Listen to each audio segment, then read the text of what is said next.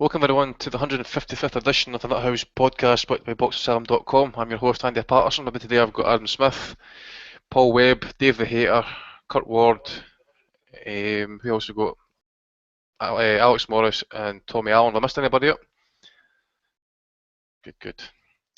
Right gentlemen, we'll start off with the main topic of conversation last night was the fact that Anthony Joshua was extended past 3 rounds for the first time in his career, forced to go 7 rounds by Dillian White before the stoppage came in emphatic fashion with a right hand to basically the left temple of Dillian White last night. A few questions were answered there last night actually as well. I think we can take from it that Joshua's chin is okay, just not solid, I don't think.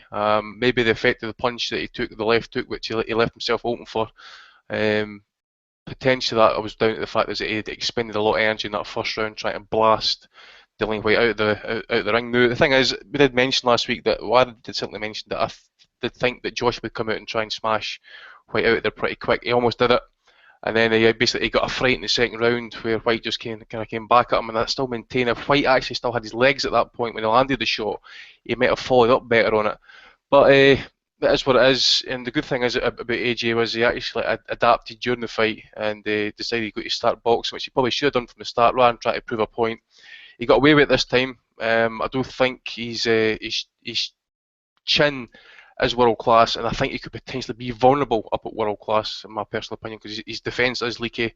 Throwing the right uppercut, lead right uppercut, actually, I should say as well. Sometimes getting caught with the low right hand. Tommy, were you slightly critical of AJ last night, or were you very impressed with that performance that eventually did get his gut check last night after 15 fights? I was impressed, and I wasn't. I was impressed in the sense that he did manage to come back for a wee bit of adversity, but with the hype the guy's getting and the limitations that Dillian White obviously has, was it really the performance that was expected from him last night? Because I think most people expect him to blow White away there in 2 rounds. I know a lot of people are saying right now that he could win the heavyweight title on that, but he's a long way for that standard. If you look at Dillian White, he's a decent fighter. He's definitely a British level fighter. He's got no jab. He's slow and he can't throw a right hand. Basically, AJ did get tagged him a few times last night. Joshua's he's no head movement. He's straight up. He's too stiff. There's really he's got a lot to work on. That was I'm not going to say he was exposed, but he came very close to being exposed last night. But as you say, he did pull it out the fire, and he did improve as the fight went on. He started boxing more than that and took control of the fight, and it was a vicious finish. We credit Dillian White as well last night. He showed a great chin last night.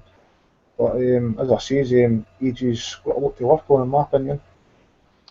2016 they were talking about for world titles, Paul. Do you think that's going to happen at this rate, or do you think he's still needing a few more rounds? I mean, I think it was evident there last night that the opponents he's faced is basically hidden up any limitations that he has got. Last night, you got a guy in front of him there who's trying to make a point. Great chin, as Tommy says, great heart, showed bottle, tried to take it to him. But what do you think? Yeah, I don't think they were, as much as Hearn's probably said in the past, that they wanted to get a world title fight in 2016. I think that was always looking difficult, especially with the situation with the belts, with Fury beating Vlad. I think that last night, as much as some people really dived on this bandwagon of see Joshua's not really all that, I mean, what did we see in 7 rounds? He got buzzed and he got caught with a good shot in the second, and then a follow-up barrage of punches from Dillian White. He didn't go down. He wasn't hurt so badly that he didn't know what he was doing. He just got caught. And when you've got 17, 18 stone guys whirling punches at you, if you're going to get caught, even if you've got a good chin, you're going to get hurt. Now, has he got a David Price chin? No, because if that was Price on that left hand, he'd have been put away. But does he have the best chin in the world? Well, we all know probably not. And also his stature, he does have the Frank Bruno about him, the way that even though he's so bulky, when he gets hit and stiffened with a shot, which we hadn't seen happen until, well, certainly not in the pro game until last night, his legs just do go very stiff. Like, there isn't a lot of fluidity. He didn't seem to move backwards well when he took the shot. Having said all that, it was a 7-round fight. He won 6 of those rounds quite clearly, and he knocked the guy out.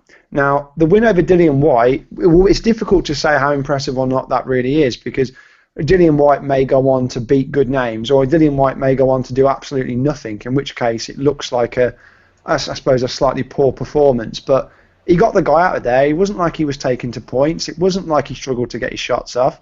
And I think that the idea that Joshua is a concussive one-punch puncher isn't exactly true. As much as he did put him away with that uppercut, I think most of his knockouts have come from accumulation of shots, and I think that's really what did the damage to White last night. But for me, it doesn't change anything. Joshua will fight in April, and then he'll fight towards the end of the year in a big fight, not necessarily a world title fight. I think it will be the David Haye fight at the end of next year, and then we'll move on to a world title. I don't think that last night has shown his limitations. I think in a way, hopefully, it's answered the question of, can he fight more than a couple of rounds, and can he take a shot? Now, if he gets a shot from Deontay Wilder, it's a very different story to getting a shot, say, from Dillian White, but cross that bridge when it comes to it. I don't think that the negativity that's come his way makes a lot of sense. One thing, Kurt. Well, what negativity? Well, from the What negativity, Dave? What negativity are you talking about here? Okay, I was not. Dave, Dave, no, Paul. What was the negativity? From certain members in the DM chat last night. Uh-huh. I just think there's a general feeling, and it's not so much. It isn't much aimed at you, but like I said, there's a general feeling that a lot of people are desperate. And this isn't you, because I know that's not the case. There are a lot of people who are desperate for Anthony Joshua to fail. Right? They weren't desperate for Luke Campbell to fail, and a lot of those same people are very disappointed about what happened. They're desperate for Joshua to fail because they can't look past Joshua, the hype, Matchroom. They can't separate those things. So, which I find quite strange. I don't understand why you'd necessarily want a fighter to fail that badly based on the fact that he's aligned with a certain promoter and he's got, everyone in the world, in terms of the sports media, really desperate for him to win. It's almost like if Joshua had lost last night, a lot of people would have been absolutely thrilled. And I would have been. I just don't get it. Fucking hilarious if they go beat last night, to be honest. Yeah, I would have been fucking joyous if he lost last night. But I know Alex isn't a hater of AJ. I know he thinks he's the goods. So why exactly? So if you think that from a talent point of view, like I said, because I've been criticised because someone, I don't know when it was a couple of weeks ago, the question of could Anthony Joshua beat Tyson Fury, and I said I'd pick him to beat him. Now, if you ask me that question again today, could Anthony Joshua beat Tyson Fury? I'd say yes. But do I know he'd beat Tyson Fury? No, of course not. In the same way that we didn't know if Deontay Wilder could beat Bermane-Stiverne. We didn't know if Tyson Fury could beat, well, one of us did apparently, said that Tyson Fury would beat Vladimir Klitschko. we won't, exactly what I said, we won't find out how good Joshua is, but I just don't understand the desperation to see him fail. I just find I've got a question strange. about, see, you're saying you would pick up maybe Fury, what exactly are you basing that on? Like I said, if I'm basing it on performances and who he's fought, then I can't. Like I said. Exactly. I know, but what else can you base it on? No, I'm saying, but for example, Tommy, finish your thought bit. No, that's what I'm saying. Basically, that's what it comes down to. Who he's beat. It comes down to levels. Anybody can. A lot of fights can get good at British level, blow a lot of people away in that. You need to step up in class. You need to see these people do that. Well, that's what I mean. Like I said, if I think he'd beat him, but he's shown nothing in terms of the people he's fought to justify that. So it's just a hunch. In the same way that, for example, right? Yeah, so this is a good example. So I think that Felix Verdejo, someone we'll get onto later, someone I'm a big fan of, could beat, Anthony Crolla, could beat Terry Flanagan. That's based on what? That's based on what he did as an amateur and the fact that he's looked pretty good so far as a pro. But I can't say for any certainty that he'd beat him because he's never been at that level. We will only find out if Joshua's good enough to beat your Tyson Fury's, Deontay Wilder's when he gets to that level. I just think he will. I mean, it's a think. It's not based on, what he's done already. It's just I think he will. I think he has the capability of handling a lot of heavyweights. That's an absolutely worthless statement. There, you're just saying we might beat him. Hey, anyone might beat anyone. No, based on, like I said. Well, like I said, based on the attributes that Anthony Joshua has, I think he's capable of beating. I was unsure about Vlad, but I think no, but he won't. But like I said, well, we don't know. But I'm saying, but I think, from a potential point of view, in terms of the skill set, Like Dillian White, why would Dillian White beat Tyson Fury? Dillian White lost six. Dillian White lost 6 rounds more out of skilled 7. than Tyson Fury? Do I think he has more skill than Tyson Fury? Yeah, that's what you based on his skill set. You saying you think he can beat him? I think the one thing that Tyson Fury has certainly got over Anthony Joshua, but again, because we've not really seen it from Joshua, is Fury has the ability to do 12 rounds really strongly. I think Fury has the ability to box to a game plan really strongly. I think there's 2 things that we've not seen from Joshua yet. And like I said, I mean, certainly I'm not saying it's a foregone conclusion either way, but like I think it's a very, very interesting fight. I don't know how Fury would cope with someone like that, but I didn't think Fury could cope with Vlad, and he did it. I mean, I scored the fight. I had it wider than a lot of people. I thought he did it absolutely easily, but you also thought the weight would get blasted out in 2 rounds. I asked this question. Oh no, I thought he would. I thought. And I'll ask it to you guys right now, right? If that had been Anthony Joshua against Alexander Povetkin last night, who do you think would have won the fight? If Anthony Joshua was in with Alexander Povetkin? Povetkin last night. I don't know, very different kind of fighter to Dillian White. I mean, there's a lot of similarities between them, but obviously Povetkin's a lot more polished than White. Let's not even say Povetkin. Let's say Erkan Tepe. Yeah. Would I pick Joshua to beat Erkan Tepe last night? Yes. Tepe's too small. Same situation. And what do you mean the same situation? He's talking about a time when he gets rattled with the left hook and then takes his right hand, he stiffens completely up.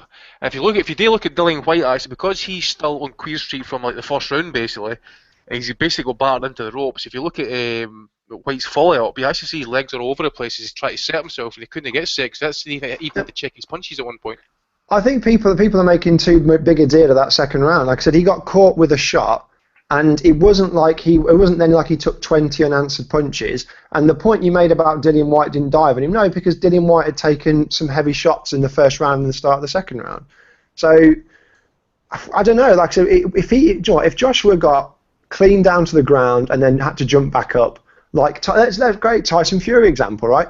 Tyson Fury got knocked down by pie kick, right? By a complete unknown small heavyweight. Yeah, forget Steve Cunningham, because Steve Cunningham's world level. Yeah. Right? He got knocked down by pie kick. Out of him for the Cunningham knockdown as well. No, I'm just saying he got knocked out. Right? Knocked down by. I'm talking about this one first of all. He got knocked down by pie kick. Gets up. He's on Queer Street. Takes a load of shots. Survives the round. Comes back 3 rounds later and knocks the bloke out. Now pie kick is at no level. I looked at that and went, well, okay. He got put down by someone like that. Chances are someone like Vlad would knock him out, or in this case, I'd say someone like Joshua could. So see when Tyson Fury got knocked out Pervich, if people were on fucking a podcast the next day, the very next day, seeing that he would beat Vladimir Klitschko, what do you think the reaction would be the next day after that? Because that's similar to me. That's similar to what you're saying, now, mate. Oh no, I agree, but like I said, the pedigree's not there in terms of what he's done before he became a pro. But like I said, honestly, it's one of those where we won't know. And like I said, in pedigree, all I hear about from AJ supporters is that he didn't have much of an amateur career. And the amateur career I did see was that he got 2 robberies at the Olympics, and now all of a sudden he needs to get experience at the pro game. But all of a sudden he's got this pedigree, and then he doesn't have this pedigree, and they can't make their mind up on what's happening with him. Last night he definitely beat Tyson Fury, but now he might beat Tyson Fury. There's no consistency. So if you were asking me for my honest opinion, if they fought, would I pick Anthony Joshua to beat Tyson Fury? Yes. Now you can say, what's that based upon? I would say the exact same thing to Tommy when Tommy was so vehemently sure that Tyson Fury was going to beat Vlad. Based on what? He'd beaten nothing and done nothing, and yet he got the win. Tommy just had a hunch, and he thought that he got it right. I'm pretty sure I explained what I thought. I thought that Vladimir looked here for the taking against Brian Jennings. I think I was pretty clear on that, to be honest. Well, the thing is, I don't think we'll get to see Joshua Fury anyway. I just don't think that fight is going to happen, certainly anytime soon. But like I said, this is the thing. A lot of people just don't like Joshua. You guys don't. Like Alex, I'd say to a point, you guys are desperate for him to fail, which is fair enough because you don't like him. Wait! You just said 10 minutes ago there that I wasn't the one that wanted them to fail. I didn't say you. I said Alex. You said Alex and you guys. I'll explain myself in a minute. Right, okay. Right. I want to try and get Kurt's and Adam's opinions in here as well. Because one thing we haven't touched upon, the fact is, Kurt, when he took that left hand to the body, it sank the tyres right down to the ground within a heartbeat. He looked absolutely spent of all oxygen, mouth hanging open. I suppose this is going to be the concern. You're carrying as much muscle as that. If you get winded, then you're going to have to take a long time and try and get that blood back, so that oxygen back through your blood again. Yeah, I mean, first off, I want to say what a great fight. I mean, credit to both guys. They put it all on the line. It was a great fight. Most people, we can't forget, predicted this would be an absolute mismatch. It was just a joke fight. And Dillian White proved a lot of people wrong. I felt that he'd give it a right go, and I thought he'd do all right, and he did better than I expected, to be honest. I knew where Dillian was, where he came from, and how tough he was, and but we got to keep it real. He's got a lot of toughness. He's got a great chin. He's got desire to win, but he hasn't got much else. That's just a fact. And I don't think it was a good performance from Joshua at all. I think it was a poor performance. Yeah, he done well to get through the second round, and it was a brilliant finish. But people are now elevating Dillian White because Joshua looked bad against him. I mean, for me, we mentioned earlier, I think Tommy said, what would he do against Povetkin? I'm thinking that's way too high. I don't think Joshua would have got past Tony Thompson, who fought David Price, to be fair. That was the difference for me. The fact is that when Dillian White had him hurt, he had no experience or composure to finish him off. He just threw wildly and he missed every single shot. Whereas a Tony Thompson, I think, would have had something about him to pick his shots more clearly. I just think he just looked so stiff. I think when Joshua turned pro, he looked very stiff and he seemed to improve, but he was just so stiff, no head movement at all, and very flat-footed. I mean, it just showed. I think he showed a lot of flaws. It just showed that he's not ready for all this world title talk. I mean, it's not him. It's the promoters. They're doing their job. It's the fans, saying he beat everyone. Hearns saying he can be the greatest boxer out of Britain, perhaps greatest. All this needs to stop. He needs to get experience, fight guys with desire and hunger like Dillian White, not fight any more Kevin Johnsons who are just there to get a payday and get sparked out in one round or whatever. Fight more guys like that who are coming to win. We can see him go around, we can see him pick up more. Luke Campbell, we saw him lose. So at least Anthony Joshua got through it and won. And like Luke Campbell, he'll have learnt more in that fight than any of the other fights where he's just walking forward, blasting guys out because they're not there to win. But I just think with what we compared with David Price, he's got check came against a crafty veteran who'd had 40-odd fights, had been in with Vladimir Klitschko twice, and he failed. And I think, fortunately for Joshua, he's got check came against a fellow novice who'd only had 15 pro fights. Like Joshua, turned to boxing late from kickboxing. That was what, it looked like two novice fighters in there, and Joshua's done incredibly well with the Olympics and his pro career so far. But I just think people need to calm down and give him time. And the potential's there. He's got everything about him. But with the way he wins fights, the knockouts, it creates a lot of hype. Tyson Fury doesn't get the same hype because he doesn't go in there and blast out guys in one round. But Tyson's got the fundamentals already. He's been fighting since he was a kid. Anthony Joshua hasn't, and I think that showed last night again. It was fortunate for him. He was against a fellow novice, and he did a good job. But like I said, full credit to both guys. They both put it all on the line, and for a heavyweight fight, we don't see enough of heavyweights going at it like that. Also, body shots from heavyweights. It's great to see, and Dillian White proved a lot of people wrong, even in defeat. And I think his stock rose, and I think Joshua's has gone down, and I think he's got a lot of questions to ask about him. And I think more heavyweights will fancy their chances against him now, which is they should. Dave, I think you did. I think you caught the fight last night, mate. You impressed with the fact that Joshua did gut it out there last night, and what credit do you give Dillian White? Well, see, because to me, both guys were question marks beforehand, and in some ways they still are. So, from my perspective, based on who they both fought so far, both guys' stock raises in my eyes. Maybe based on the hype, yeah, it wasn't a good performance from Joshua, but I mean, nobody believed that he was actually Ernie Shavers, Muhammad Ali, Lennox Lewis, Larry Holmes, all rolled into one. Nobody believed that. To me, based on what he's achieved so far, I think it's an impressive showing. Will he beat the top guys? Still don't know about that. And he certainly showed vulnerability. In fact, he had a complete lack of head movement, and that's something Tyson Fury is very good at. Dillian White actually showed pretty good head movement last night. And I think some people are being a little harsh on Dillian White, saying he's just a shit fighter who's never really done anything. I mean, last night should show us that he has a lot going for him. I think his body shots were really good. Paulie Malignaggi was mentioning his catch and pitch working quite well.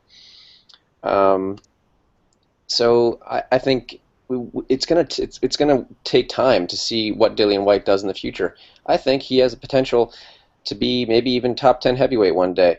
I don't know. I think maybe we should see him with a different trainer than Jonathan Banks because, like we said last week or a couple weeks ago with him training Vlad ended up sort of fighting just like him.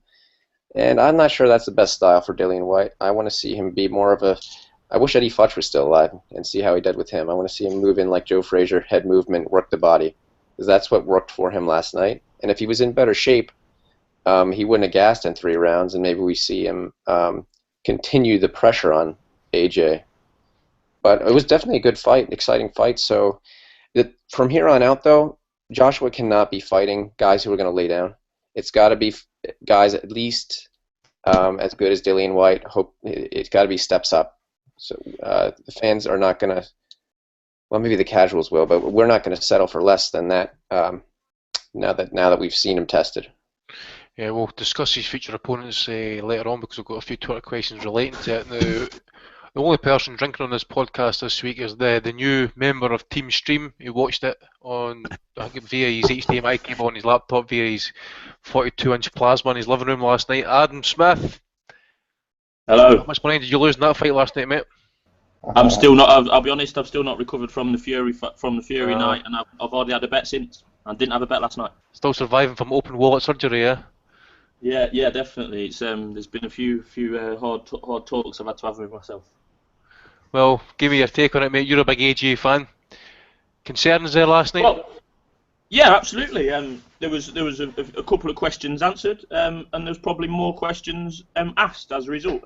As Kurt said, it was a great fight, and I think hats off to both of them really. Obviously AJ was the big favourite going in, but unless your evidence can prove otherwise, I wasn't going in saying it was a horrible mismatch. I thought it was a decent enough fight, and I expected AJ to win. I expected AJ to win, obviously, as everyone else did. But I think essentially what we had after 2 rounds, 2 brilliant rounds really of entertainment, we had a tired fight between 2 fighters that probably didn't trust or believe their own stamina.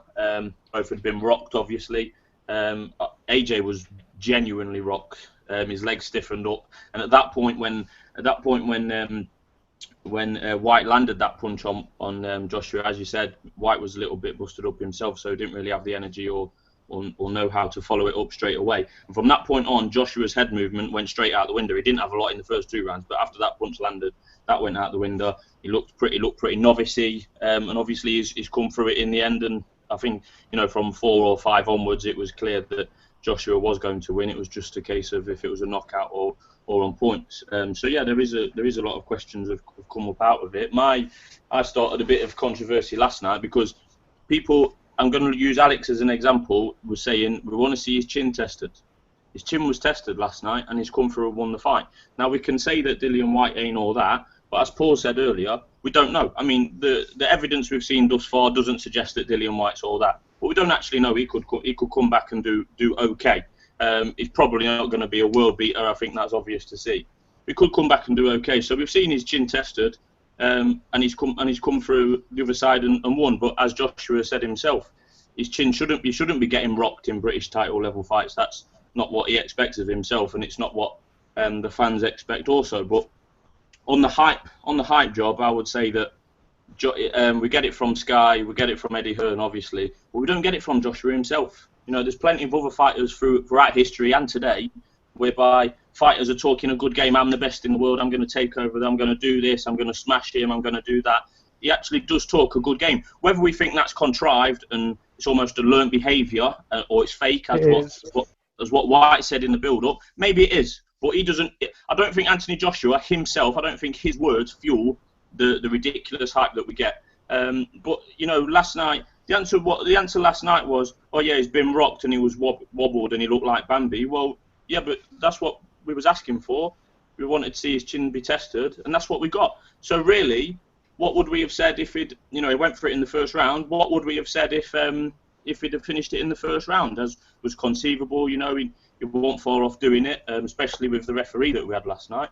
So if that would have happened, it would have been, oh yeah, Dillian White's crap. My point being, and I'm a Matchroom sympathiser, probably more than you lot, but I don't exactly love him to the death as maybe I used to. You know, for example, didn't buy this pay-per-view. The point being is, it just seems to be let's hate on Matchroom and let's all wish for people to get Spark Code. I just throw my spanner in the works and I say, his chin was tested, he came through it, and we need to see more progress. Maybe he ain't as good as what we thought, but I've never come on and said Anthony Joshua is the best thing since sliced bread. I've never said that. I think he's got the tools to do pretty well, and I would like him to do well. I like it when there's a buzz around boxing and people who don't normally speak to me about boxing are asking me. There's a buzz around him. I want him to do well, but maybe after last night, maybe he ain't as good as what we thought.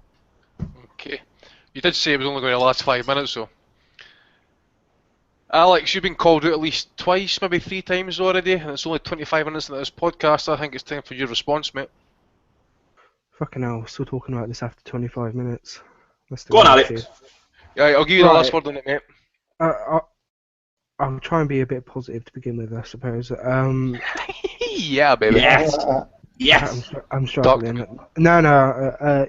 What I thought was good was that I'm picking up on Adam's point about the chin test. I'm glad that Joshua got his chin test now against someone as mediocre and average as Dillian White, because if it was anyone more significant, anyone more experienced, he would have been cleaned out last night, and I truly believe that.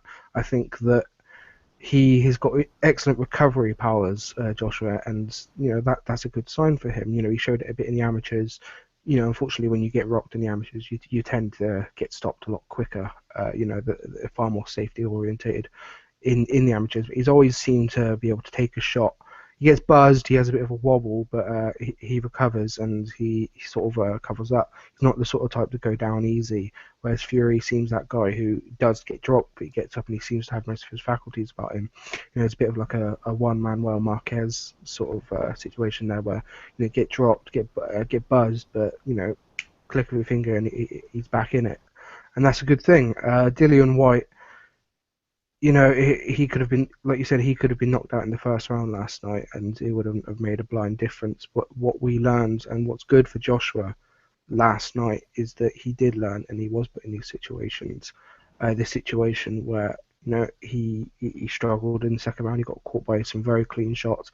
Same again in the third round. I thought he was getting the body work from White proved, I think, that AJ is quite open down there. I think that someone again more experienced, a better athlete, certainly would put a lot of pressure on Joshua. What you need is a good chin to obviously do that, and White was showing that until obviously the big shot knocked him out. Yeah, White. I said before, and I don't think he's good. A while ago, I think quite a few of us said that White would have been an excellent opponent for Joshua, but then we started seeing White on television. We saw him on the Frampton undercard. We saw him on a couple of Sky cards, and he just didn't look that good. He looked very average, very plodding, and that's what a lot of us thought that it was a mismatch, and it still was. Joshua, for all the fact that he got nearly sparked. You've got he dealt with him and he came back through that adversity and dealt with him, but it does ask a lot of questions about the hype, and that is ultimately my problem with Joshua. It is the hype, and the hype that's built around him and everything that's built around him is just far too much. It's got people that should know better saying that he beats far more experienced, far more proven fighters based on absolutely nothing, based on the fact that he cleaned out a couple of fucking bin men. The fact that he's got casuals spouting everywhere, just absolute shite. Yeah, casuals are going to say whatever, but when this guy is going to be the supposed future of boxing, there's going to be more. This is something that we all despise, Paul especially. The pay-per-view model. This guy is is essentially a pay-per-view fighter now. I think that card will have succeeded very well because it was an excellent card last night. And it will only inspire more pay-per-views with this guy headlining against absolute mismatches and guys that he's going to bowl over. And that's the problem with the hype. People buy into it, and people who should know better who buy into it, it's just perpetuating the problem. Everything's going to be based around this guy, and we're the ones that's going to lose out. Because Hearn last night had a fucking stinker for his stable. Not for his card. The card was good. For the fans, it was excellent. It's stable. He's going to be fucking terrified. Now he lost Luke Campbell, Kevin Mitchell, and Nerly Joshua. He's going to be fucking terrified to match Joshua against anyone who's a potential risk who can wind him up. Because I think Joshua can be wound up, because that's what happens. Look how many times he's punched cunts in the back of the head, or punched them after the bell, or punched them when they've gone down on one knee. It's absolutely ridiculous how emotional he gets. And someone worse than White, someone like Fury, could really piss him off and, just send him spiraling. Someone's got to crack down with that, I think. And I think that I wanted him ended. I wanted him knocked out because I want this hype to end. I want this shite to stop. I want people to realise that he is not ready for Fury. He's not ready for Povetkin. He's not ready for Wilder. He's not ready for Hay. And I say that as someone who's a very big detractor of Hay and Wilder. This kid is still a novice and a prospect. Treat him like so. Even Hearn himself was backtracking like fuck today by coming out with shit like, oh, he's still learning. That was only his 15th fight. He's still a prospect. Yes, he is. But don't fucking change the script, because a couple of weeks ago you were saying this man knocks Wilder out in 3 rounds. It's full of fucking shite, and he's trying to sell us on bullshit. And that's all the hype is. And that is why I want him knocked out. No one fighter is bigger than the sport, and it shouldn't be. We've just dealt with the Mayweather situation, a guy controlling the sport and stinking it out, and everyone getting pissed off with that. You really want another one? There you go. Well, I suppose that. Sorry, Kurt. I'm just going to say is that nobody really picked up on. Did anybody really think that Dillian White was trying to look for an out after that first round there last night? No. He could have been. The thing is, he could have been disqualified, not for the first punch that he threw, because that was a reaction to Joshua hitting after the bell. But if you watch it back, the bit when Howard, after White throws the punch, Foster dives between them to sort of say enough's enough, and White comes over and he throws an absolute sort of hip shot banjo punch that missed. But I mean, if he'd have landed that, I mean, he'd have knocked Joshua out for a start, because Joshua just wouldn't have seen it. And he'd have had no fight. I mean, Dillian White was he completely lost his head at that point. I thought he had bottled it first, but to be honest, I think he showed enough in the rest of the fight to maybe he just lost his rag, didn't he? Surely there should have been points off. Yeah, for both, really. I mean, the thing is, Joshua started. He's doing this a lot, and he's hitting opponents when they're fucking doing as well, man. Yeah. He needs to be taught that when that clapper goes, he needs to start counting inside his head 10-1, because he's throwing shots on 2 seconds, on 1 second to go in the round, and in some cases, as he's done 3 or 4 times now, he's hitting shots on or just after the bell. And if he's in with someone like a Malik Scott or a Derek Chisora, I wouldn't put it on them. So if these fighters get hit, it doesn't matter whether it's a hard punch or not, they'll hit the deck. It's just like a footballer getting tripped in the area. He doesn't need to fall down, but because it's within the rules, he can. If Malik Scott got hit after the bell, he'd get himself knocked out. No one's going to do anything about it, though, are they? As if the British are going to disqualify fucking Anthony Joshua for hitting after the bell. They haven't even. Yeah, but let's just remember. Or take a point yet. They only warned him last night because Dillian fucking reacted. If Dillian didn't react, they would have said shit to Joshua. Like, Joshua was just after the bell. White was further after the bell. That's fine. But then White came across the ring, put his hands on the ref, Foster, to push him, try and shove him out of the way, and then threw another punch. That was naughty. He was absolutely bang out of order, but Joshua's got precedent for this. He does this very regularly. Yeah. And Jonathan Banks did well last night. Jonathan Banks did well to calm that situation quickly. Kurt, you were trying to get in at the start there, mate. Yeah, I mean, two things quickly. Dillian White just didn't seem to want to give Anthony Joshua any edge. If Joshua caught him with a big shot, Dillian was trying to hit him straight back right away. And same with after the bell, he got hit, and it was just like a kind of mental thing. I just think he wanted to show that he wasn't going away. I just think on what Alex said about the hype, the thing is, it annoys me as well, because we saw Tyson Fury beat Klitschko in Germany, and I'm a Klitschko fan. I've not made no excuses. I could be saying, oh, he's old, he's this, he's that. I gave Fury full credit, yet people have been shitting on him because it wasn't the most entertaining fight, especially for a fair weather fan who only jumps in now and again. Yet I see people giving Anthony Joshua more praise for coming through against a novice last night after being hurt than people are giving Fury, and they're making excuses. That to me is when the hype is annoying, because one's just beat a decade-long champion, and one's gone life and death with Dillian White. No disrespect to Dillian White, and to me, they're at different levels for me. And you need to give both their due, but I just think, look at the levels that they are. Right. Oh. I'm just going to say we'll leave the AJ chat there just now because we've got a ton of fights to get through, so I'll try and sporadically Bury spread the these other fake. fights over the rest of the panel. As you can hear, Alex still reckons that AJ is a fake. Tommy, Luke Campbell last night, mate, defeated by a split decision victory against Ivan Mendy. Yeah. What do you think, mate? I mean, I never saw. I was watching a lot of the Danish card last night, so I never really paid much attention to it. For what I was hearing of it, it sounded like he got pretty much handled. The guy did handle him away. I think there's a lot of close rounds in the fight away. But I think the defining factor in the fight was the guy's strength. He was a lot stronger than Luke Campbell. He looked like a weight class between them. But it's maybe not a bad thing for Luke Campbell. I still think he's a very talented fighter. I think he'll still prove in time to be the best lightweight in the country. But last night was definitely a big wake-up call for him. Maybe a drop down in weight wouldn't be such a bad thing because Funny mention that, aye. I think he won his gold medal at super bantamweight, didn't he?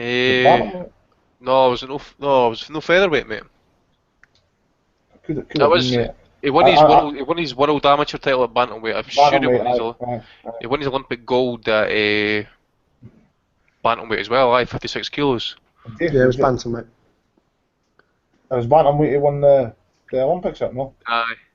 Right. But as I'm saying, definitely looked a weight class between them last night, and I don't think maybe if you can get down in weight, it wouldn't be such a bad thing. But I still think he's a talented fighter and he's going to go a long way. But that was last night was pretty devastating for him, I'd say. Yeah. Sounds like maybe well, I was reading some of the comments as I say, I haven't seen much of it, but I've seen some people saying he's still got a lot of this amateur trait about him still. As you say, from what I did see of it anyway, the French guy was pretty much solid. He just wouldn't seem to be backed off. But split decision victory. Does anybody see a way that he won that fight last night? I mean, I think I did score it for Campbell by a round. I had it by a round for him. I thought he won the last 4 rounds and pulled it out. But honestly, I've not got a problem with anybody who scored it with the French guy. I think there's a lot of people who scored it for the French guy as well. I've no problem with that, to be honest. Anyone else want to weigh in with the Campbell thoughts? My problem with Campbell last night was that Mendy was doing his thing, coming forward, throwing hooks and that looked solid. But Campbell didn't have the power to put him off. So he needed a change. He needed a change in tactic. Didn't get one. It did look something to be amiss to me last night. But hats off to Campbell. He didn't offer any excuses after the fight. I'm not sure, and I don't really particularly want to discuss it, but I know he's had, his father's had difficulties with his health, so I don't know where that is at the moment. Hopefully it's all good, but you can't dip in and out of this sport. Campbell's got a great talent, but you can't dip in and out, and obviously it does appear that he's overlooked Ivan Mendy. His dad, wasn't it? His dad had cancer or something. Yeah, it's his father. Yeah. I just think again with Luke Campbell, it's like the British guy he's overhyped, and that's not saying that Luke Campbell hasn't got the potential to go on to do good things, but it's just too much pressure and too much ridiculous hype. The guy he's obviously got talent, but he's got the basic amateur style, and he just does the same thing over and over again. He can't change his style. This guy was just walking forward and it was just too strong for him and hit too hard. I mean, Sky tried to make every excuse in the book for Luke Campbell. The fact is, he just wasn't good enough to deal with that kind of style. He'll always look good against guys who are on the back foot, but guy who's strong and powerful and coming forward, once he knows that he can't be hurt by Luke Campbell, he's not going to adapt or change. He's just going to walk forward. I just think he'll have learned, like Joshua, he'll have learned more from that fight than all of his other fights put together because he's just been stalled waiting for Tommy Coyle. But that was a good fight for him. I thought he'd win. I didn't think he'd have that much trouble, but I thought it was a decent step up for him. And if you look at the guy he's been in with Paulson and went 12 rounds with him, it's a decent fight for him. But he looked poor, and I think now that he'll have learned a lot from it. And I just think he shouldn't be written off because it's just a loss. But maybe he's just not going to be as good as many thought. A lot of high hopes for him. Just finally on Campbell, I've got a problem with the training situation. Similar to Anthony Joshua, I've got a problem with the training situation. Who is the trainer? Are they with the Olympic squad? Are they on their own? Are they with someone else? That's my problem. I'm not quite as positive on Kurt about it, to be honest with you. I think it's a bad loss for Campbell.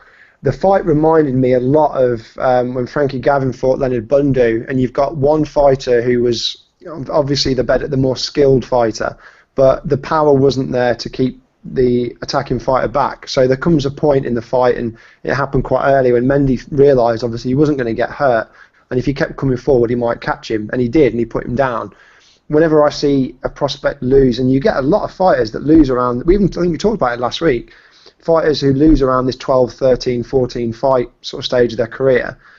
For me, if Mendy had come and knocked Luke Campbell out in a round, I would be less concerned than what happened yesterday, because any fighter can get caught cold and any fighter can come back. For me, Luke Campbell showed a lot of potential problems that he will have with future opponents, especially if he stays at lightweight. And I think the amount of muscle he's put on his body, I can't see him dropping back down. They've talked about it afterwards, but I saw a couple of trainers, I don't know if it was Colwell or someone on Twitter earlier, saying that he didn't think that Campbell could do that, doesn't think that he'd go down a weight. I think when he's in with come forward, powerful fighters, he's always going to have that problem. He's looked very slick and very good so far, but again, he's had, in terms of career progression, we were talking about Joshua and, where would he go?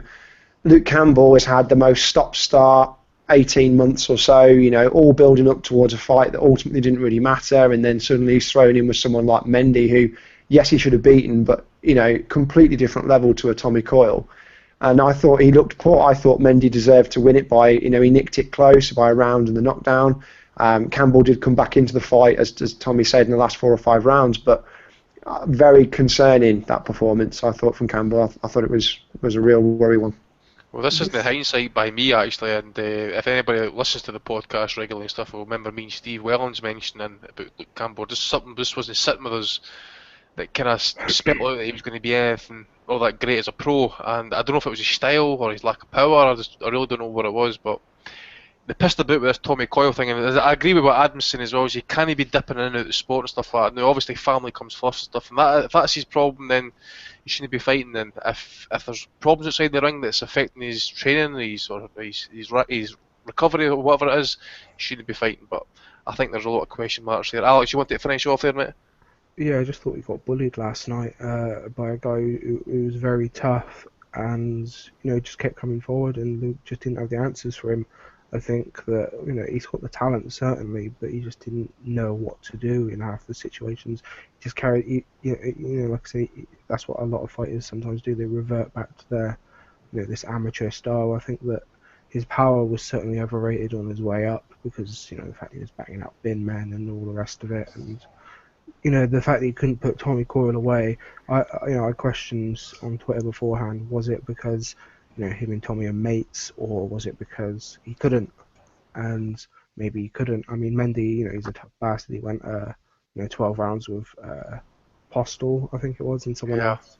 He's got a fucking chin on him. He's a strong man, but I certainly highly rated Luke Campbell, but this really just perhaps exposed a few things about him that he just wasn't built up right. And it links in, I suppose, with some of the Joshua talk. You've got to build a fighter correctly. You can't just have them knocking over bin men and all the rest of it, just to build a record. And in Campbell's case, the personal issues and the family issues got in the way of any proper, sort of career building and proper steps up. And there's, I think 3 weeks may be a bit erroneous to say that, Luke Campbell took this fight. This fight was only announced 3 weeks ago. Luke Campbell probably knew he was fighting Mendy a bit before that, but certainly this fight was only announced 3 weeks ago. How much time did he have really to prepare for this, to know what he was fighting? I think that, to his credit, to Mendy's credit, should I say, if this, if he had been given 8 weeks, I still think that Mendy would have beaten him, because Mendy just had that style. He was better, he was bigger, and he was stronger. I don't know. He was also the betting favourite in that fight there last night as well. Oh, his massive favourite, wasn't he? Of course, Mendy only had the 3 weeks to prepare as well, or even less. Who knows? Yeah, exactly. I mean, but I feel vindicated every time an amateur standout loses, just because of my long-standing distaste for the amateur game. And I mean, it's like they're welcome to the pros.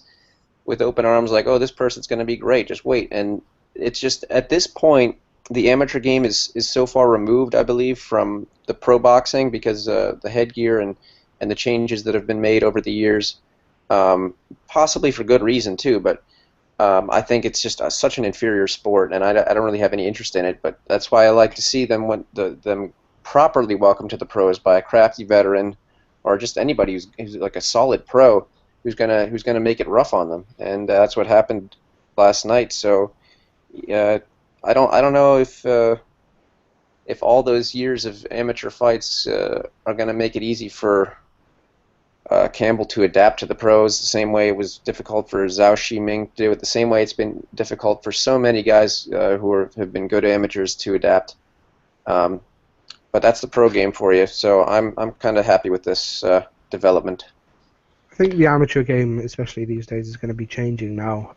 Past few years, it's a lot different. The way it's scored, no more head guards and things like that. I think that it's obviously more conducive to the pro style. So I think that maybe we'll see a bit less of this, this horrible amateur style that a lot of fighters turning over do seem to have. Like the Zhou Shimings, where they've got no power. All they're trying to do is score points. And, Computer boxers. Yeah, computer just boxers. Tap them. It's Amir Khan was like that for a while too. Yeah. And he still actually retains a little bit of that. But like I recently heard they did change the scoring system around. So is it now more like the pros where you get 10-9 if you actually win a round instead of here's a point for tapping a guy? Yeah, no head guards as well and things like that. That's good. I mean, you've got the World Series of Boxing as well, and that again is essentially pro boxing. So yeah, it's becoming more conducive to that because they realise that a lot of fighters are turning over these days. Right, I don't know if it's time for a obituary, but Kevin Mitchell last night, gentlemen, stopped in the 5th round. I think he probably was lucky if he won one round in that entire fight, actually. Now, because I've been off sick for work recently, I've obviously had a lot of time on my hands, so I've been doing some studying on that Barroso. And anybody who followed me on Twitter and on the forum there during the week would say I maybe have to change my pick here and put money on Barroso because this guy can punch, and he just didn't. He looked pretty basic, kind of 1-2 stuff, but he was very heavy-handed. And Mitchell again getting himself caught on those bloody ropes. As I says to someone today, actually, Mitchell is a guy who's basically got dedicated far too late in the sport, and he's going to end up walking the streets now. Remember where he pissed his talent up against the walls and stuff like that, because I think that's him absolutely finished now at world level. I've been saying it for long enough now. He is either shot or he's close to being shot. He's definitely past his prime anyway. And this is a guy who really should have done a lot more than what he did at 130. Tommy. Definitely, mate. I think we've all knew the excuses and the stuff that Kevin has done over the years. Was he fully fit last night? Was it a fully fit and prepared Kevin Mitchell? Definitely, man. I don't buy into. I don't really buy into any excuses. I think he's always been a bit of a pisshead, to be honest. So when he's been a pisshead when he's winning, so he's been a pisshead when he's losing. So you can't blame it when you lose and know when you win. So. How about crediting the opponent though? This Venezuelan guy. Yeah, Dave, I must admit, mate. As I said, I watched some of his fights during the week, and the one that kind of stuck out to me was the Ira Terry knockout. That was pretty brutal. In fact, it was evil actually the way he knocked that guy out. And that's what I says. I was talking to Fuego in the forum, where I think it was Wednesday. I think it was. And I said to him, "Listen, this guy can punch." And some other folk were actually looking at it beforehand, and they said, "Listen, he's got to stay off these ropes. He's got to box like he did against Prescott, because at that time Prescott was still kind of by and large, regarded as probably a contender at lightweight at that time, and they fatally handled him." But Mitchell was walking into shots there last night. Now, I know one of the points. I know was it the first knockdown? Don't think that was a knockdown actually. He tripped think about another fight. He tripped over his legs, didn't he? Yeah, is that what it was? He just didn't seem to offer nothing there last night, and there were sometimes he was straightening himself up, and he got lucky a few times when he straightened his body up because the guy just missed him with a few straight left hands as well. He's just, we can make all the excuses we want, we all know he's a talented kid, but the fact is he hasn't been good enough when he's had the opportunities, and he's been given a hell of a lot of opportunities. I don't think he's looked really good since he lost to Ricky Burns. He did put in a very good performance against Linares, but apart from that, I remember him on the Wembley undercard. He was losing that fight before he pulled out a dodgy stoppage, in my opinion, in the last round or the 2 rounds, and this Barroso, he just looked terrified of engaging with him because he knew his reputation, he knew he could punch hard. they were talking about how he was going to fight him like Brady's Prescott, but he just looked frightened to engage. He just was so defensive, and it was only a matter of time before Barroso was going to clip him and hurt him. And to be honest, I thought this was a bad fight for him after the Linares fight, because Linares, in the end, really beat him up, and I thought he'd have a fight at a lower level before this. But, fair play, went in with a tough guy, unknown guy, but a guy who's won all of his fights by knockout, or most of them. So I just think his punch resistance, all due respect to Ricky Burns, but when you're getting stuck by Burns, your punch resistance isn't too good, and this guy was just...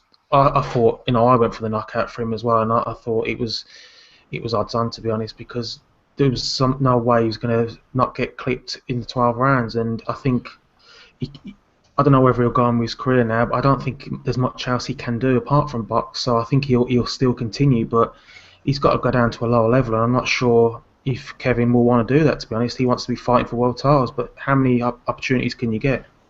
Ricky absolutely stole his soul, by the way. Stole his soul. Ricky Burns is a fucking legend. And I'll tell you another thing last night, by the way. Did anybody notice that left eye that got badly damaged in the Linares fight? Pretty much swole up pretty instantly there last night after that first left hand. I thought it was a calculated risk from a promotional perspective, because it was a fight that they didn't choose, but obviously if he won, they could get him in with Crawler. So I thought it was a calculated risk there, but if that's not the sign of a shot fighter getting finished by a jab, I know he got up from that and Barrage finished it, but the end was triggered by a single jab. He's got serious problems. It's a shame, really. I remember before I became the hardcore that I am now, even though Tommy would say I'm not a hardcore, I'm still a casual. Hardcore. I remember back in the day, I used to tell my mates that he was better than Amir Khan because they was at the same weight, but that didn't go very well, did it? That's asylum knowledge for you right there. Oh God, Steve, where are you, mate? Yes, go on, Steve. Does anyone think there's a chance of Hearn making Mitchell Burns too, with a loser like basically calling it down? Nah, because I think they're with the same trainer and that now. He'll make Mitchell Crawler still. He'll still make Mitchell Crawler. Yeah, not for unless it's the money. That's the thing. I mean, Kevin Mitchell's been on big money. If Kevin Mitchell was, from Norwich or from St Helens, no one would give a toss. But because he's been, bloody hell. But because he's London-based, and he's been gifted opportunities, he's never had to really travel. He was given Katsidis at home. He was given. I mean, he fought Burns in Scotland, but. Was it Scotland he fought him in, or was it Liverpool? I can't remember where it was now. He fucking destroyed them in Scotland, man. Yeah, so he thought he had... in the fucking place. The English were sent home to think again. He had an opportunity there, blew it. He had an opportunity last night, and I just think that he just doesn't have it at that level. And I think that he always keeps being slung in at that level. At British level, he did well, and he's got some good names on his record. And the fight against John Murray was brilliant, but people forget he was losing that fight as well. I think the Mitchell Crawler fight, I mean, when they interviewed Crawler at ringside, it was almost as if someone had literally stole his wallet off him, because I think he saw the amount of money that he had just lost by that fight not happening. But will Mitchell carry on? I mean, the British lightweight scene is deep in names, but as we learnt last night, quite possibly not as deep in talent as we thought. So there are probably fights out there for him. See, the thing is, with this Barroso, I don't think that the fight is necessarily going to be a mandatory for Crawler, is it? No, he's got the interim title, but it's not going to be mandated, is it? It's not been mandated anyway. Well, that's what Herm is trying to claim, is that if Mitchell won that, he would have won the interim belt. But, when was the last time the interim fought the regular? Exactly. So I think the Ricky Burns Crawler fight should be made. That's going to sell well. That's what I'd like to see. Oh, well, Hearn hates Burns, doesn't he? So the ruined Burns' career. Poisoned them before the fights. The thing is, Mitchell has now lost 4 fights in basically in eliminators or for interim belts for all 4 organisations now. Against Katsidis, it was a WBO interim. He got fucking banjoed. Against that Maduma, he fucked the weight. So the IBF and then handled there before he got the knockout. Yeah, and he was getting handled in that fight as well before he got the very fortunate knockout. He won the WBC silver against, who was it? Estrada, and then he obviously got beat up and quit against Linares. Last night was a Panamanian interim and he got fucking smashed to bits. So he's had opportunities across the board, more opportunities than pretty much most fighters I can think of, and he still failed. I'm glad he failed. He's funny, hasn't he? Yeah, but we've talked about the bouts before and how many, but if you look at him, I mean, Alex mentioned, he's had a lot of opportunities. Him, Martin Murray, and George Groves between them, how many title shots have they had in the past few years? I mean, is it 9, 10 between them? I can't even Add think. Matthew Macklin to the list as well. Let's say Mitchell hasn't technically had proper title shots. He's had one proper title. Well, is it one or two he's had? Burns, He's had one. Burns and Burns Linares. and Linares, probably you could argue. Yeah, Burns and Linares, should I say? Yeah, I forgot about that. But WBO belt there that he lost as well. He got knocked out again. So yeah, they've had so many fucking opportunities, like Kurt was saying. Why? I mean, obviously Mitchell earns a bit of money for him, but Murray, he's not exactly a big star. Groves, yeah, I can see it, but these guys just aren't good enough. And to keep calling them world level all the time, when they fail every single time at world level, doing a very big, injustice to the people who do actually get there and succeed. How exciting would Barroso versus Flanagan be? I know I shootout. Barroso would probably tear through Kroll, I guess. Hey, I'll tell you another thing. I actually think Barroso would beat Linares, man. I think he would fucking cut him to shreds. Just simple fact is he's paper skinned and got the chin in a glass, You can look him out, eh? Tommy, how about Barroso against our favourite Venezuelan lightweight from the past? Oh, Irene Pacheco. no, Sir Edwin Valero. That'd be a shootout. Edwin would probably take him out in 1 or 2 rounds. I'd take Barroso over current Edwin. Yeah, I'm not too sure. I'm still on the fence. I still think current Edwin could beat current Kevin Mitchell. You would take Tony Jeter against fucking current Edwin Valero just now for And fuck's if sake. it's for a title, Valero's corpse definitely beats Kevin Mitchell. Right, Move on. moving on. Now, I watched very brief moments of this fight. Tony Bellew European Cruiserweight title fight against Matthias Masternak. Now, from what I was reading of it and what I saw anyway, Masternak was putting it on him. I did say that this could be a close-ish fight, and it turned out that way, basically, from what I've seen of it. And Bellew almost getting the stoppage at the end. Who caught it in its entirety? Some people said it was pretty much dog wank, but It was shy. Bellew, I can't remember any British fighter to talk so much and deliver so little since Didn't do it this time, though. Since Kurt's favourite heavyweight. Give me his due, hasn't he really said much this time round about it? And I did think he was pretty, I wouldn't say passive, but he was more kind of refined, shall we say, with his Quiet, comments yeah. after the fight. Yeah. I I mean, even before the fight, I think he was kind of admitting to himself, listen, I'm not a world-class level fighter, Well, his interview after the fight was probably the best he's given, to be fair. But I was sitting there last night just thinking, if he loses now, a month away from his debut, Hollywood release, I thought that would have just been a thing to behold. I know I sound a bit like Alex Morris here, but no, it's just crap. He's boring. He's boring. Masternak had a go. He put it on him a little bit. The last 2 or 3 rounds were the best of the fight, and they'll shove him in with some. They'll shove him in with some world champion next. But I mean, I think Bellew's output is not enough. I don't think his chin's good enough to take it from the top kids in that division.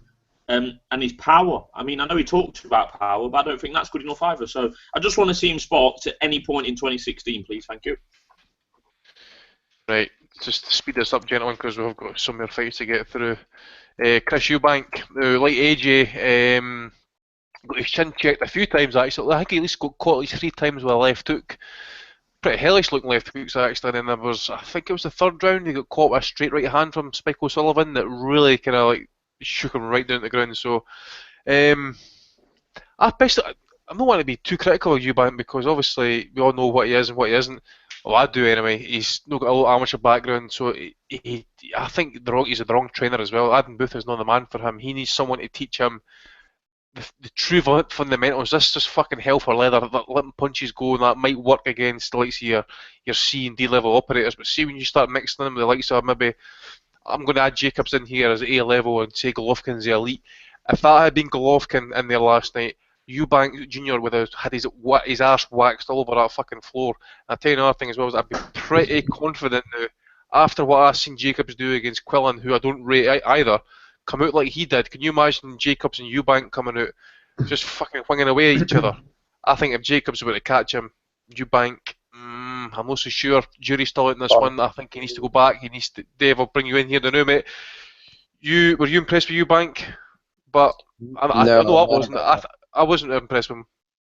I thought he should have easily taken that guy. I mean, he did ultimately take control of the fight, but the first 3, 4 rounds, it was like an even fight almost, and Spike O'Sullivan, as much as he can hit, and I mean that's about it. He's not very good. He got caught clean several times, shaken up. Uh, the Adam Booth influence has really not settled in yet, apparently.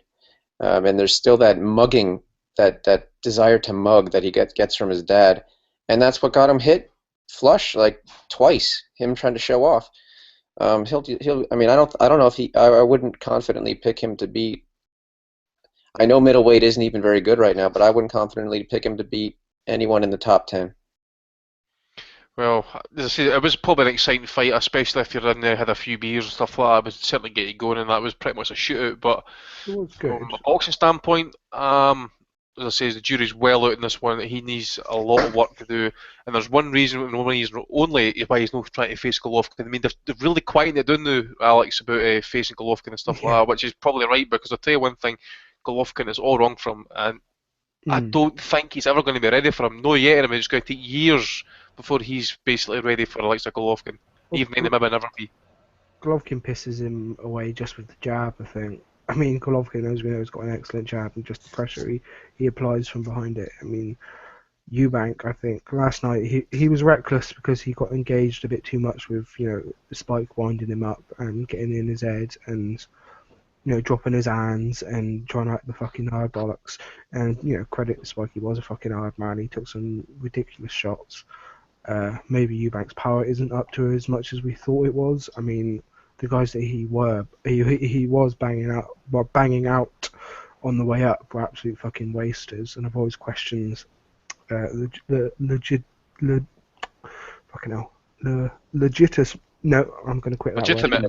Yeah, legitimacy. There we go. I'm not feeling too well tonight. Sorry. Of his power, and he did alright against a Billy Joe who was gassing, and Chudinov who seems, where's he now? And yeah, I mean Tony Jetta, come on, fucking hell. So yeah, a Spike, decent chin on him. Eubank seems to have at least got a little bit of his dad's chin as well. Which is obviously a very good sign, but I think Golovkin's the one to crack that and certainly test it at the very least. On the Jacobs thing, I think you're right that Jacobs, you have to favour him because he's obviously a bit more proven, but he's made out of glass. I think that if Eubank does come out windmilling like he did against Spike, he might just catch Jacobs from something himself and score the knockout. He might just pull that, get lucky, but it is very funny just how much that they've changed their tune. As soon as he joined Sky, we heard it all from Eubank. We heard how he was going to fight Golovkin. We want Golovkin now. His dad was exactly the same, saying the same shit. My son's going to beat up Golovkin now. Now, you don't hear a fucking word about him. We're going to fight the real Panamanian world champion, they keep saying. Danny Jacobs. Fuck off. Golovkin could literally beat him with one hand. I mean, just the left hand. I think it's literally, it's a hyperbole that people use often. Like they say, I could beat you with one hand tied behind my back. Golovkin could actually do it. See that left hand, left hook that Golovkin knocked out fucking, what's his name, William Monroe with? If he landed that on Eubank last night, he had a crease right in front of him, and that right hand that Sullivan landed last night, fucking same, man. He's talking liquid. He would have dropped like fucking liquid. What about a left hook against a Shida, man? You a fucker. Oh, what? He left him knocked him out the ring. It was fun. It was good to watch, though. I mean, like I said, Chris Eubank is quickly sort of overtaking Amir Khan as one of the most interesting British fighters to watch, purely from the point of view of you expect it all to go wrong at any moment. Just the way that he fights and his lackadaisical approach to a lot of the rounds, you just think he's going to get KO'd because no one can fight with the hands by the side. He's turning his whole body pretty much to the point where he's not looking at Spike in that fight. I mean, it was just like his dad, isn't it? So. Oh yeah, exactly. Like everything. That's the only thing. When I've criticised him in the past, I've not necessarily criticised him because of how he fights. It's more in terms of, he has no individuality. His personality is his dad's. His ring music, which was a bit different last night for a change. The jump over the rope, everything is his dad. However, his dad was phenomenal. Now, if he can fight to that kind of level. And I think the point you made about the chin was really good. He did take some shots that he had no business taking last night. He just shouldn't have taken them because Spike wasn't fast enough to justify landing those kind of punches. It was because Eubank fought such a poor fight in terms of mentally, he just wanted to tear up. And I said last night, and I'll say the same again, he can't afford to do that against anyone decent. He couldn't afford to fight like that against Billy Joe Saunders, and he wouldn't if he fought him again. He couldn't afford to do that against Lee. He couldn't afford to do that against Danny Jacobs, and obviously especially Golovkin. But he's great to watch, and I'll happily watch him again. Just on Eubank, I've made the point before, but he thinks he's a puncher and he's not. That's my point. I just think, again, like Joshua, he's a guy who turned to boxing late. I think he had to wait to a certain age for English allowed him to start training. He relies on his athleticism. He's got a lot of natural talent, but he's another one like Joshua. He should be forgetting about Golovkin and Danny Jacobs and guys like that. He should be in with Blackwell, with the Kamitsky and John Ryder winner. I think he needs to pick more experience up because, you know, those first 4 rounds, he was getting caught clean by Spike. Now, his chin took the shots, fair play to him. And, you know, him fighting like that is great for us watching because it makes it more interesting. But Billy Joe Saunders beat Spike for every second of every round, did it easily. Billy Joe Saunders also beat Eubank. He doesn't really get enough credit for it because people just say, oh, Eubank didn't start till the 6th round. Well, there was a reason for that. It was Billy Joe Saunders, in my opinion. But Eubank just needs to learn more. I just think, you know, because of his name, he's getting hyped up, and if you put him in with a Danny Jacobs, I think he's going to get chinned, and he's going to get chinned quickly because, you know, Spike's a big puncher, but these guys are punching at a world level, and Spike, you know, hasn't really done that. But it was a great fight for the first 4 rounds, and it became a horrible one-sided mismatch. But, you know, he's exciting to watch, and there's obviously a lot of natural talent there, and I think he's the one who's going to improve. But how far he can go, I'm not sure. I agree with some of the people who, you know, can see him being a top guy, to be honest. Right, let's very briefly run through the rest of these before we get on to the other topics of conversation. From Texas, Omar Figueroa beat Anthony DeMarco over 12 rounds. Apparently missed weight for that. Chris Alaoa had a big nipple, I should say. Had a split decision win against Travis Kaufman. Terrell Gaucher 10-round decision against Saad Al Harak. Boogie Centeno Jr., I remember him, was coming through recently. Who did he beat? I think it was De La Rosa actually got his big win there. His result hasn't come through yet. And Quitter Vicar Ortiz, motherfucker's back in action. 8 round stoppage against Gilberto Sanchez Leon. Never seen it, haven't watched it, don't even intend to watch any of it, so cheers to the PBC. The card from Denmark, Patrick Nielsen beat Rudy Markussen, which was billed as the biggest fight in Danish boxing history, and basically the fight was over from 3 rounds, and a few of the Scandinavians on that card won as well. Now, Paul, I'll let you fire away with the Amit Rungrong defence on Monday there against Mang Ho Lee. Now, it was a slightly more, so I would say, positive performance from Rungrong. Technically, he could do it off the back foot, but Lee, I don't think, really had much to offer him, actually, and the knockdown wasn't a knockdown. No, I mean, I really enjoyed it. I mean, Amit Rungrong seems to have become like the go-to guy if you describe someone who you don't particularly want to watch boxing. You know, he's incredibly effective at what he does, but he doesn't carry much power. He doesn't knock people out. Obviously, he's got the IBF belt, and he was sort of pushed to be sold as the for Shimming to win his world title, and you know, absolutely boxed his ears off over 12 rounds. And I sat watching the fight, and I really enjoyed it. I thought that he was a lot more aggressive than he has been in the past. His ability to box, I don't know many current active fighters who can box on the back, on the ropes, and yet land with such an accurate percentage of punches. He really chooses his shots really well. And yeah, I mean, Myung Ho Lee, I mean, you know, 3 losses I think on his record before he fought Runrong. There was nothing, I didn't know much about the guy as a flyweight, but he gave it a go and he was plodding forward. But Runrong did everything with such ease, and I was really, really impressed with him. I think there's a lot of good fights out there for him. The knockdown, yeah, it wasn't a knockdown. It was a slip, and it was a clash of legs, I think it was, if I remember correctly. And Runrong wasn't as dirty as he had been in the past, but he was still throwing plenty of low blows. He wasn't leading with his head as much, but he was still fighting dirty. I mean, he's still the same guy. He threw Young Lee down at one point, rugby tackle style. I can understand why a lot of fighters don't want to entertain him as a potential unification fight, but I mean, he was excellent. He's not getting any younger. I mean, he's mid-30s, I think, and obviously there's only so much time you can get these big fights, but he won at a canter, and it was the precision of the punches, and he actually put a bit of dig on them, which is something that we've not always seen from him. So yeah, I was pretty impressed. I was pretty impressed last night as well because Big Enzo, baby, he delivered 5-2 for the stoppage, and Paul Patterson was all over the top of that one. £70 return on that. Now, we're not going to take credit, like Alex said during the week there about that wee inside knowledge we gave Enzo about Roy Jones and stuff, but at the same time, we all knew what we were going to be getting here last night, and sadly, Jesus Christ, I mean, I think Roy needs to give up boxing, Dave, and probably start in Hollywood and become a stuntman, and basically teach people how to fucking react when they get shot and how to fall down properly, because he went down as if he got shot there last night, and it's fucking sad and sick to see.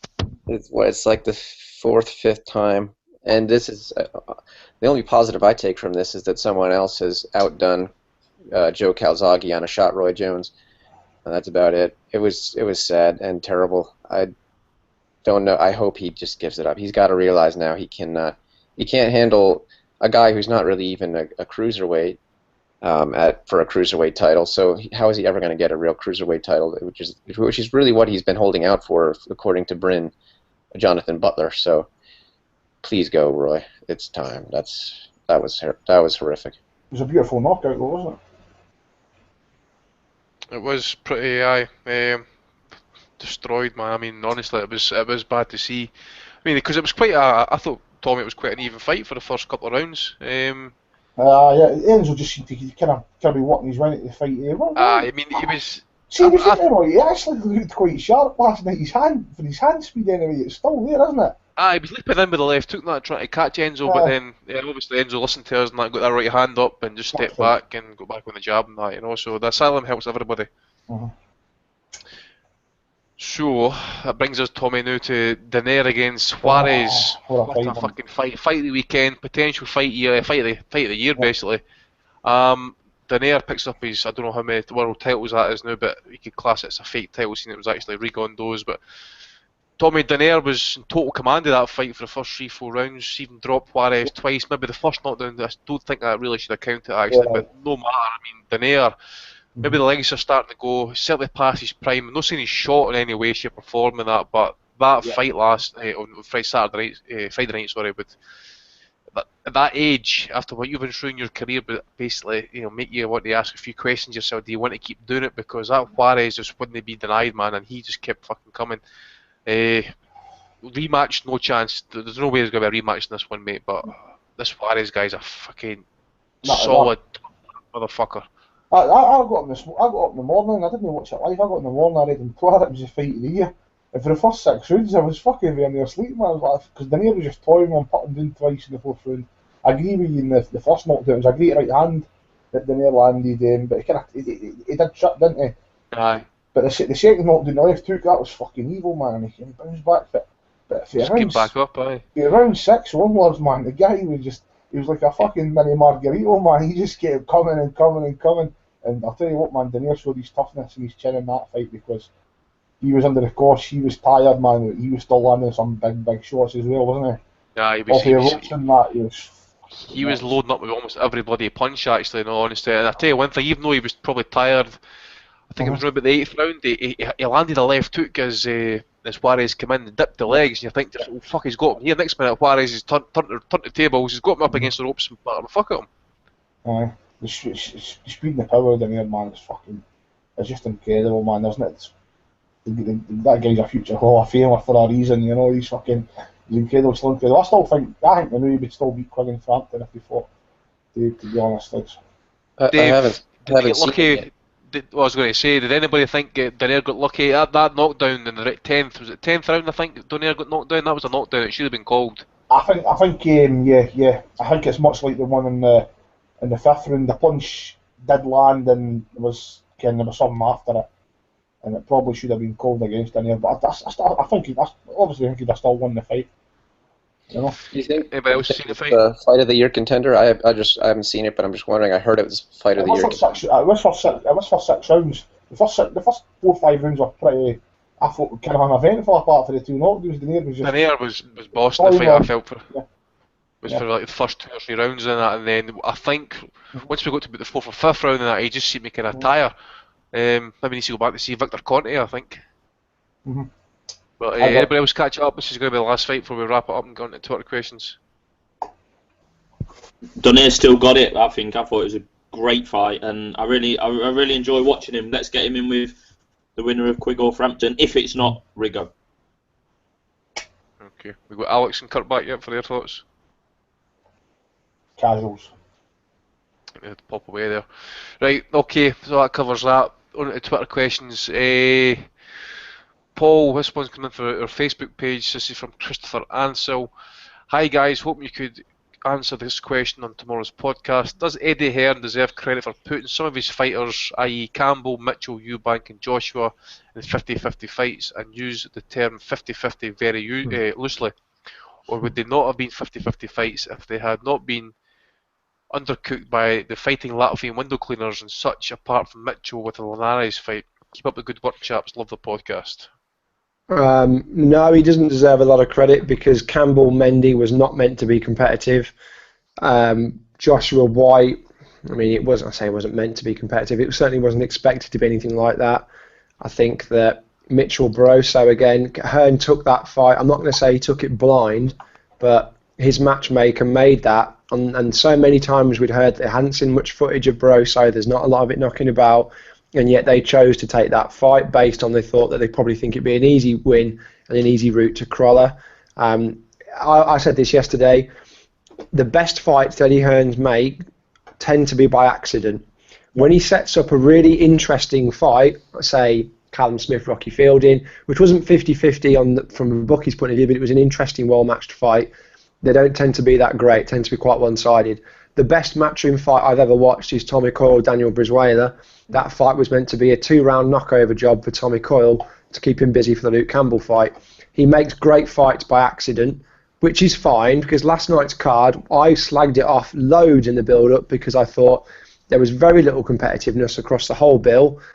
We ended up getting some really competitive fights and 2 big upsets, which is great. It's what we want to see. You know, we want to see. We don't just want the A sides to win every single night. If we want that, we'll go watch a show at the York Hall. But he didn't deserve credit for it because he didn't intend for any of that to happen. So Eddie's still struggling for credit amongst us. Poor Edward. Ash Boyne asks the question, Tommy, how does last night affect Ricky Burns? Does he now get a meaningful fight, or does Hearn continue to make him a forgotten man? I don't know what's going on there with Ricky. I don't know if Eddie's got much faith in him, though, but as I said earlier, I think with Kevin Mitchell losing now, if the interim champion's not made mandatory, I think that's a natural fight to make. Ricky Burns against Anthony Corolla. That's a fight to be made, and it's a big fight. It'll sell. That fight will sell Scotland, England, obviously, isn't it? Yeah, I think there is some serious talk about Edis Tatley finally from Finland to get made in for a European title. Mm-hmm. So we'll wait and see. It was promised the last time, never materialised. Dave, how good is Dillian White? This is from Maverick Boxer. How good is Dillian White, and does that tell us how good Joshua was last night, right now? He's better than I thought he was, or better than any of us knew he was, because we hadn't seen much before. He's still a question mark, though, because Joshua is also still a question mark. It's as far as top level goes. I think Dillian White could be a lot more with some polish. And I mean, I know he's got a trainer who's been at the top level in Jonathan Banks, but I think maybe a different style trainer would suit him better. Also, if he gets into better shape, he can maintain that pressure that he likes for longer. So I hope for the best for Dillian White. Maybe he's the next Chisora, but I think he could be better, so we'll see. I think I've got Alex and Kurt back now, so I'll get Alex in with this one first. Barry Evans, Alex, is Eddie Hearn going to put AG in with Tony Jeter at Tony B promo now that he's taken a punch? Well, I sort of insinuated that I think that they, as a knee-jerk reaction, they might put him in quite soft next to, they were talking Derek Chisora, and To be honest, I think Derek Chisora is shot and he's completely done. I mean, he's probably been in the worst fight I've seen this year. People seem to forget how tragic he was under Warren, in the past few fights, how Fury absolutely toyed with him, how there was another fight where he looked absolutely fucking dire as well. He just doesn't look very good anymore, and a lot of people will say that Del Boy is a step up from Dillian. Maybe, he's a bit more of a known quantity. He's got a bit of a name, but I think he's shot. And a fight that I would actually like to see is White versus Chisora. That would be Yeah, that's a good one. Yep. an interesting, step forward for both men let us see how good Dillian really is, and see if Chisora's got anything. Certainly better than the idea of I'm facing Chisora facing AJ, which I don't think Chisora, I think he's talking about money and stuff like that, taking attention to me that he's not really that interested in fighting him because he knows what could potentially happen to him. Yeah, like I said, I think Chisora is shot, but a fight against Dillian White will certainly go a way to helping him earn the old Femi payday, as it were.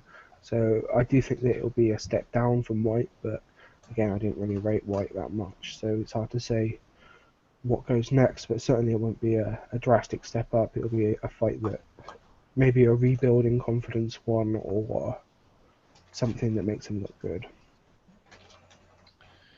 Right. I don't know if I should maybe ask this question. It's maybe one for a debate for maybe a quieter week. Michael Gertie's asked the question: what's the panel's revised list of British lightweights after this weekend? I think I'll just do that actually.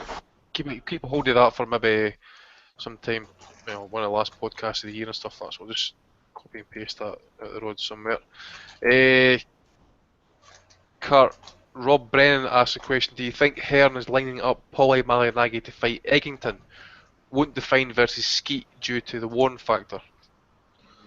There's more chance of seeing Paulie against Cal Brook, isn't there, the way it's going? I mean, as soon as I saw him on the card, I mean, it was the one time I'm actually thankful I was at work. I mean, yes, I do work now, Tommy. But no, I got no interest in seeing Paulie Malignaggi. I just don't like watching the guy. I can't stand watching a guy who, floats like a butterfly and stings like a butterfly. It's boring. He can't do anything. And the only time I enjoyed watching him, was when Khan took him out, Hatton took him out, and Sean Porter. I'm a big fan of Sean Porter for what he did to Paulie Malignaggi, and I'll always love him for that. I've got no interest in him fight. Just stay off my screen. I don't know why he's even on the card. I like him on commentary. I think he puts Watt and Hall into shame, but stay out of the ring. Pretty cool though. I don't like him as a fighter either. It's pretty boring, but it was cool how he fought 12 rounds and ran right on the commentary booth. Andy Bask says here, I'm assuming this is his potential list of next opponents for AJ for next year. He's got the 3 T's: Tepper, Thompson, Towers. Well, I think Eddie has put away the idea of it being Chisora next. He didn't completely rule it out, but he veered away from it. I think Malik Scott might be a good one, and I am a bit concerned that they're talking up the rematch with Dillian White. That concerns me. I don't think there's much point in that, but we need to see him progressing. He wants to fight in January or February, and Eddie's saying let's wait till April. So given that that's the time difference that I'm hoping it better be a bloody good opponent, and hopefully, as one of you guys said, it should be Hay by this time next year. By the way, I'm going to put it out there right now. I actually think AJ would actually walk through David Hay. I think if he catches him with one shot, he's going to go. He will go. I think he will. But Andy, what's that based on? Based on what? Based on the fact that Hay hasn't fought in 3 years. He's apparently got a dicky shoulder that, as John Fury quite rightly pointed out, he was told medically not to box again. Now he's fucking punching harder than ever. The guy's talking shite, man. Hay needs to fight Senchenko. He's the ultimate 3-year return opponent.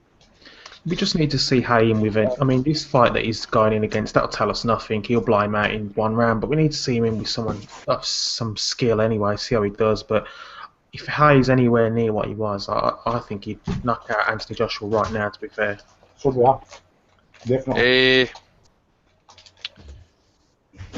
Dave Spartan Paddy asks, does Enzo's win trump Calzaghe's because he went into Roy's backyard to get it?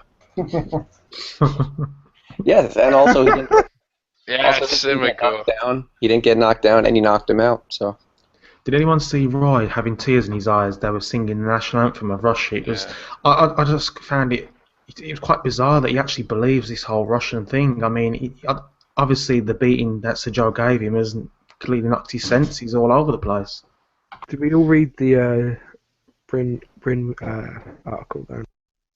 I've got Yeah. it favorited on my Twitter page somewhere. I need to get it read. It's bloody good, like, and it does. Obviously, I recommend it to everyone who's listening as well. Go read Butler's latest bit. Just look up Britton Jonathan Butler, Roy Jones Jr. He talks with him, and you heard him discuss things on here. About his time spent with Roy, and he goes into real detail about it, and it really puts Roy into a lot of perspective. That he's just basically this, I don't know, like a farmer almost now, isn't he? He's got his little farmlands that he just sits on and cleans up all the time, and he's still a boxer, and he still thinks that it's his God's duty to win a world title at cruiserweight. But is it God's duty to fucking Enzo to spark him clean out like that last night? I mean, that's a topic that Paul might want to cover, but Roy Jones doesn't care about winning a world title. Roy Jones, because there could have been lots of different ways he could have found his way to a world title. Roy Jones cared about the 7-figure payday that he'd have got for that fight, because he's basically become a dual citizen on the basis that someone would sign him a big check. Now, I've been criticised. I got absolutely hammered for an article I wrote, not quite as wordy or as well written as Bryn Jonathan Butler's, about Roy Jones, saying that what Roy Jones has done and what he's doing and continues to, I wrote this like last year, what he continues to do is harm his legacy. For a large generation of people, they will only have seen Roy Jones being beaten up or knocked out. I'm one of them. Now they'll watch on YouTube and they'll be told, and people who are older will say, well, this was arguably one of the best fighters of all time. Certainly probably the best fight of the last 30 years. I think, it's a toss-up between him and Floyd in a lot of people's eyes. But all that we've seen since 2004, 2005, is him being repeatedly beaten. And do you know what? People say it shouldn't affect his legacy. Well, I say it does, because it's a 10-year segment of his career now where his best wins have been Courtney Fry and that Glaswacki, the Polish kid.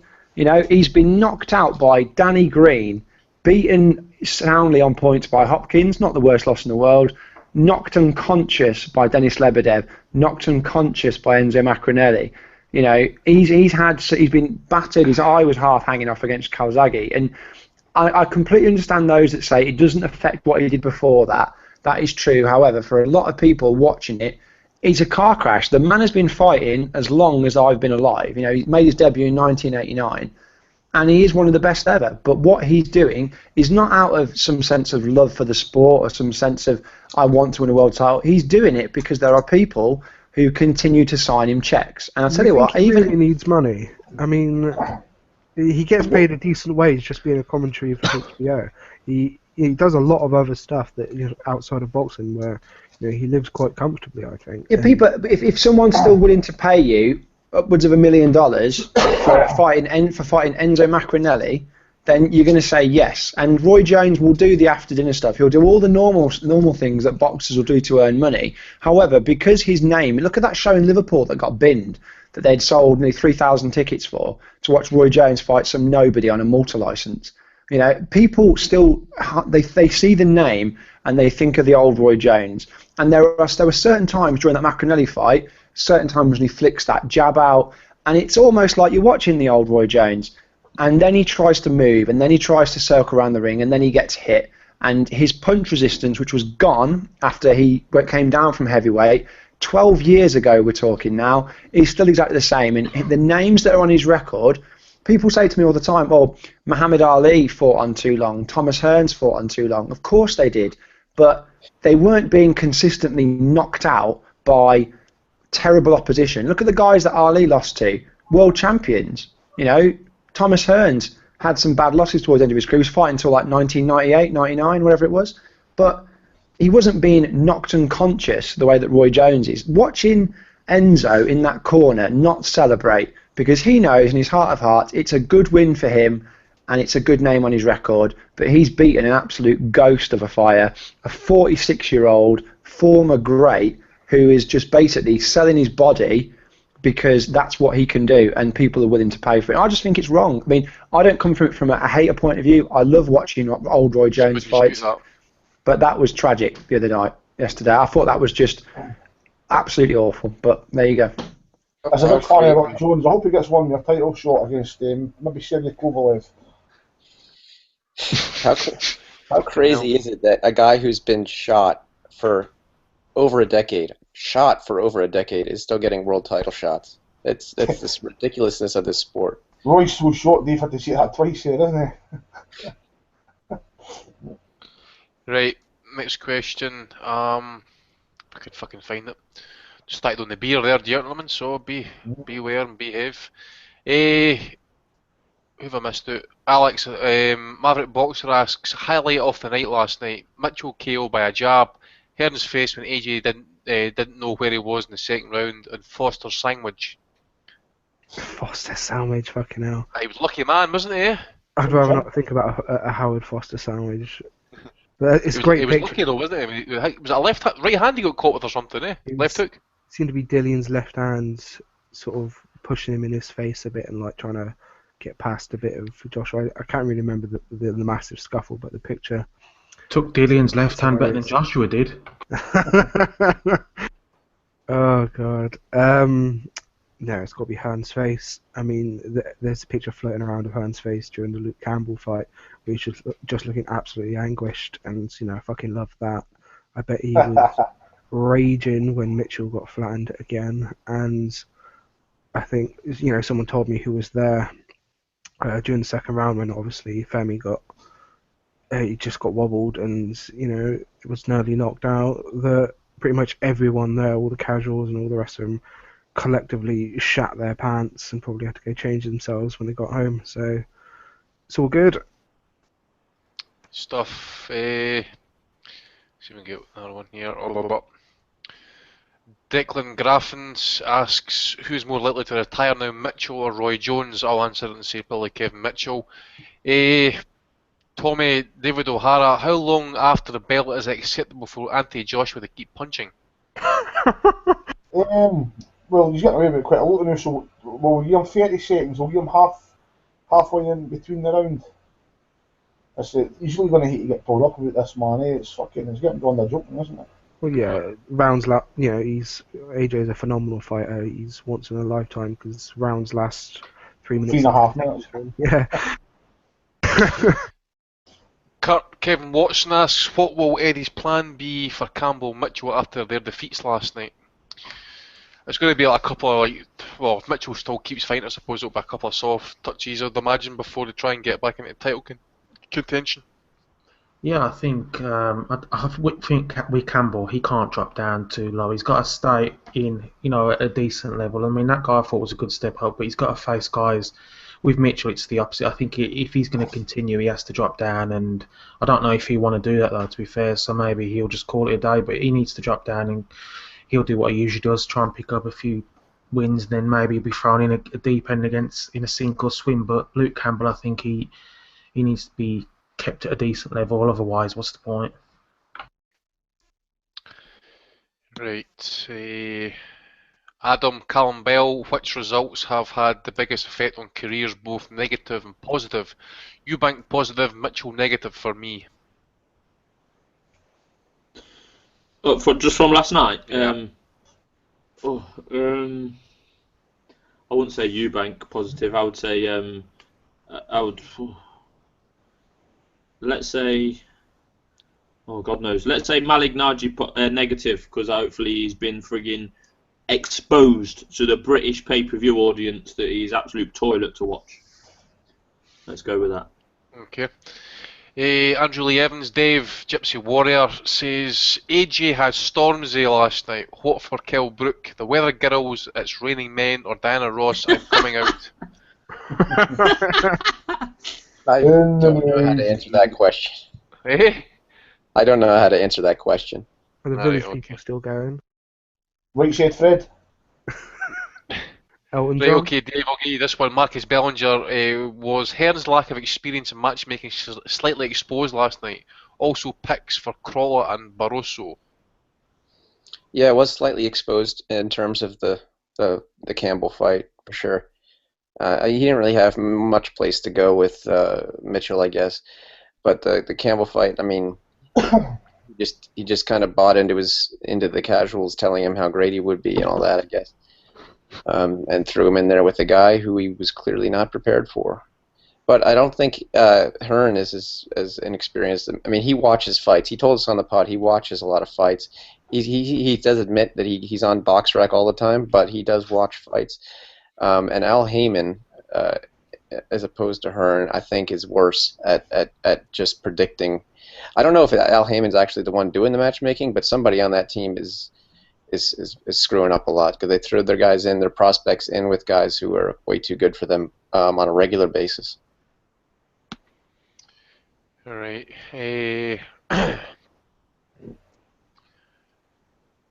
Carmen Gillian asks, was Mendy a result of poor and slow development from Hearn's side in terms of matchmaking with Campbell? I think it's a combination of Hearn wanted the Tommy Core fights that had to be built for whatever reason, and also he had obviously out the ring issues with his father having cancer. I think slowed him down naturally, but I think he just wasted too much time with that Coyle fight. To be honest, I think they built it up, but it was always going to be an easy fight for Luke Campbell. He was levels above that, so I don't know. Maybe Mendy would always give him a bit of trouble going by that performance because again I just don't see Campbell adapting. He's got the amateur style and he does the same thing over and over again. So yes, it would have been prepared him better if he was much tougher. But I'm still not sure how he's going to cope with that style in the future. Right, this one's for all of us from Matt at Boxing Addict. For each of the panel, has opinion of Joshua gone up or down since last night? And you're not allowed to answer the same. Adam. Uh, I think mine's down, to be honest. Yeah. Dave. Well, like I said before, up. Up. Alex. Opinion of Femi, yeah. Mm-hmm. It's gone up.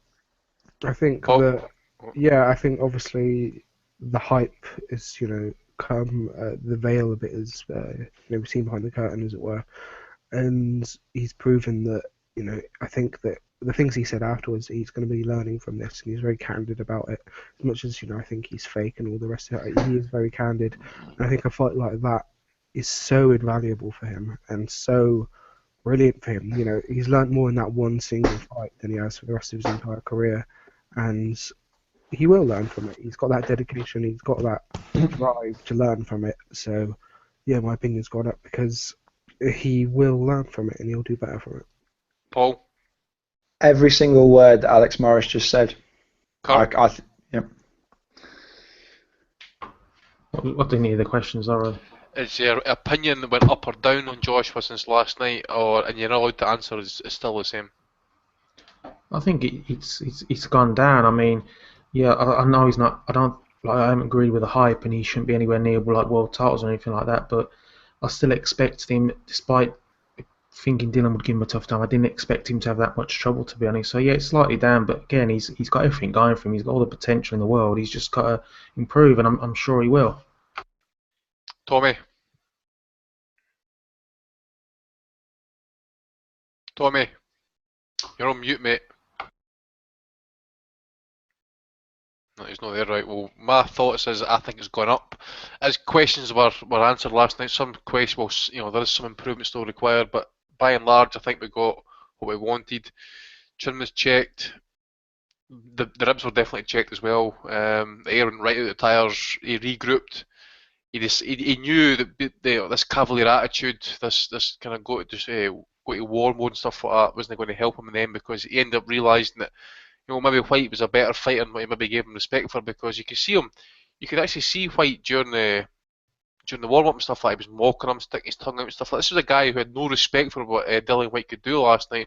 I think after that second round he probably had it for him. So I'm going to say that Joshua, for me, it definitely went up, but certainly still a work in progress. Right, next question. Eh, Alex Jacks asks, do you think Hearn will somehow avoid the Barroso fight for Crawler? Yeah, I don't think he's keen for that at all. I think as much as I like Crawler, I think he gets cleaned out by Barroso, and based on last night's evidence, especially, he seems like a very patient fighter, a guy who's going to pick his shots. And Crawler, doesn't have the best chin in the world, but I just think he gets cleaned out, and I don't think Hearn wants that. He got that title for Crawler, and he probably wants to share it about, or at least get a bit of money off of it between, the rest of his lightweights, or maybe do the unthinkable and have a fight with one of Warren's boys. But yeah, I think that he's lucky that it is only the Panamanian interim, and they don't enforce these things. So I really can't see the fight happening. He might surprise us, but I don't think so. Tommy's back. Darren Parsons asked Tommy, has Paul Smith been given a golden ticket by Sky? The comments he makes are shocking. Surely someone has picked him up on this by now. I think he's a better commentator than he's a fighter, to be honest. I don't think he's actually... Not saying much, though, is it? It's no... I don't think he's that bad, to be honest. As a commentator. You've not got their bias in that, obviously. I don't think he's a worst at Sky. That's what I'm going to say on that. Again, not saying much. I'm not saying much either, is it, man? I like to see when they had Enzo Macnameli on Box Nation. I thought Enzo was excellent when you could understand them. But they replaced him with Paul Smith. A bit like me, you then, mate. But I liked Enzo. Kenny was good. Did anybody see Derek Chisora's analysis with Johnny Nelson last week? No. It was on one of the build-up shows, man. I thought Chisora was fucking bang on what he was saying. He looks like he'd be quite a good pundit. Obviously, you get Amir Khan back there as well. Amir Khan obviously. Miss his intellect on that show, like the man with an IQ of 133, He did pick Tyson Fury there, Klitschko. Kurt Jack asks, do you think Eubank's power is overrated? Spike was never in serious trouble and he got hit with almost every shot. I don't know if I agree with that. By the way, Kurt, I don't know if you want to take it up, but Buglione is allowed to go 12 rounds with Chudinov and get his cunt kicked in basically, but Spike gets to go 6 rounds. I think on Eubank, there, maybe learn from their mistakes from the Buglione fight. Yeah, I think on the power, Eubank doesn't hit as hard as he thinks he does. He was also in the fight with Chudinov, and he hit him with a lot of shots and didn't really seem to hurt him that, from what I can remember. I mean, Spike's got a good chin, let's be fair, but with the amount of power he was hitting him with, it wasn't really, we didn't really seem visibly hurt, to be honest. But I thought the pull-out was right. I think Buglione should have been pulled out as well, because that was just a mismatch and it was just so one-sided. But yeah, maybe they've learnt from it. There's been rumours today that apparently they feared that he had a burst eardrum and his balance was funny, so they pulled him out on that. I mean, I just don't know, but he wasn't going to win the fight. But for me, I felt that even though he was taking a beating, he was still in it, because was Eubank's stamina going to hold out in the last 3 or 4 rounds? But it's their guy. He's taken a lot of punches. I can see why they did it, to be honest. It was just with Sky Guy and having the adverts, it was just all confusion, and that's another thing that annoys me. You got a pay-per-view. I mean, I never paid, but people are paying, and the adverts are cutting out, and we're not hearing what we would hear when we watch HBO or Showtime. It's just wrong. Next question. I'll try and rattle through these as much as possible. Adam Luke asks, has Howard Foster got a better chin than George Groves? I think Adam's non-answer there is basically saying that yes. Headlow Paul says or asks, what has Campbell done to Paul Smith in order for Smith to have lost the bias when commentating on his friends? I thought Paul Smith did a really good job of calling that fight, right up until the point when he pretty much said, I hope the judges get it wrong, or whatever it was. I mean, he called it exactly as I mean, do you know why as well? Because he was calling it, and he has done it in the past, to be fair. He calls it really well. They went to a go-go ringside, and they said, how have you got it, Anthony? And he was like, I've got Campbell about 3 rounds up. But I'm biased.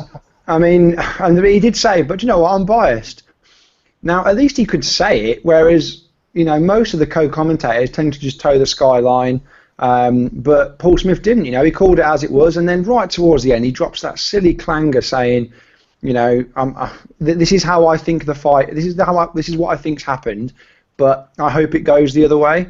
And this is coming from someone who screamed absolute blue murder after the scoring against Abraham.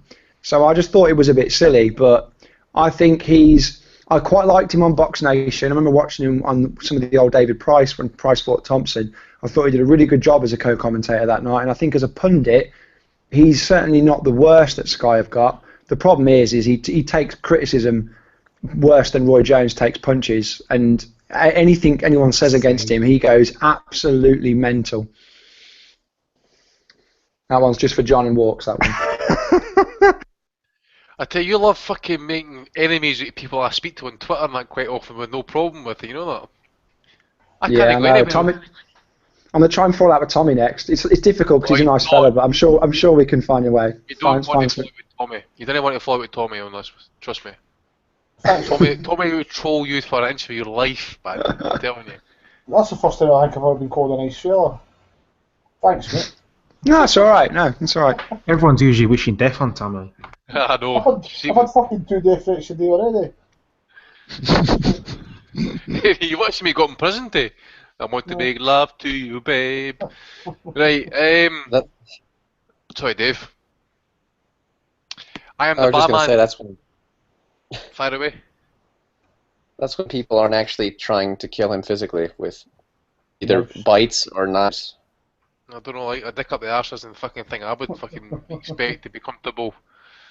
Fuck's sake. I am the barman basically asked Dave, who next for AJ, viable test or an educating fight? What do you fancy? What do you fancy? What do you want to see? Aren't those both the same thing? I mean, if he's going to learn, it's going to be a viable test, right? True. Well, I would say, I mean, I think you need to come up to European level. This is just my personal opinion. I would like to see him, and we like to see okay, you can see how shite they are if you want to, right? But see, at the end of the day, see if you face like your Ustinov, right? Okay, shit, I think he got a knockout there last night. He was pretty poor. He looks quite cumbersome. Pulev is one I want to see him in with. That would tell us where he stands right now. I think Pulev's not great, but he's got a fucking decent jab. He would hide behind the shots. Tommy, I know for a fact, he's tough. He can take a beating. He can take a trimming. I like to see him in with Pulev, but that's not going to happen next. I wouldn't mind seeing him against Lucas Brown. I mean, he's undefeated, but he's pretty crap, but it would be funny. He's shit though, man. He's the loser of Chagayev Brown. That would be a viable option. White Tyson's going to beat up Brown, isn't he? He really is. White Tyson, fucking hell. He's a good fighter before he got the Probably injury. will. Probably will. I had to unfollow Brown. He was just retweeting constant arse-licking tweets. It was just too much. I've started doing that on Twitter as well, man. It's fucking it annoys fucking people like it. When White Tyson finishes him off, they'll all be quiet. I'm waiting for all the Spike fans to kick up. Right, just rattle through what we're sitting at here, guys. 2 hours, just about fucking hell. About an hour 50. About an hour 50, hour 45 at the I moment. need to try and cherry sample some of these questions because we need to get on the belly of the week.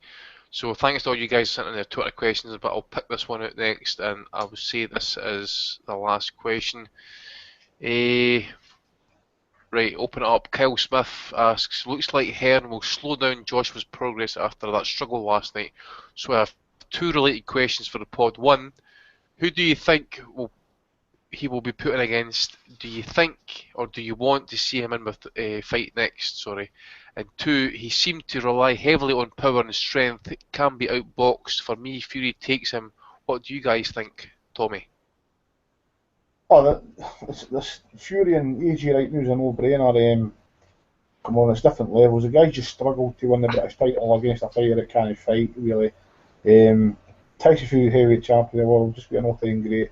I think next up for AJ, I think it's inevitable. It's going to be Derek Chisora.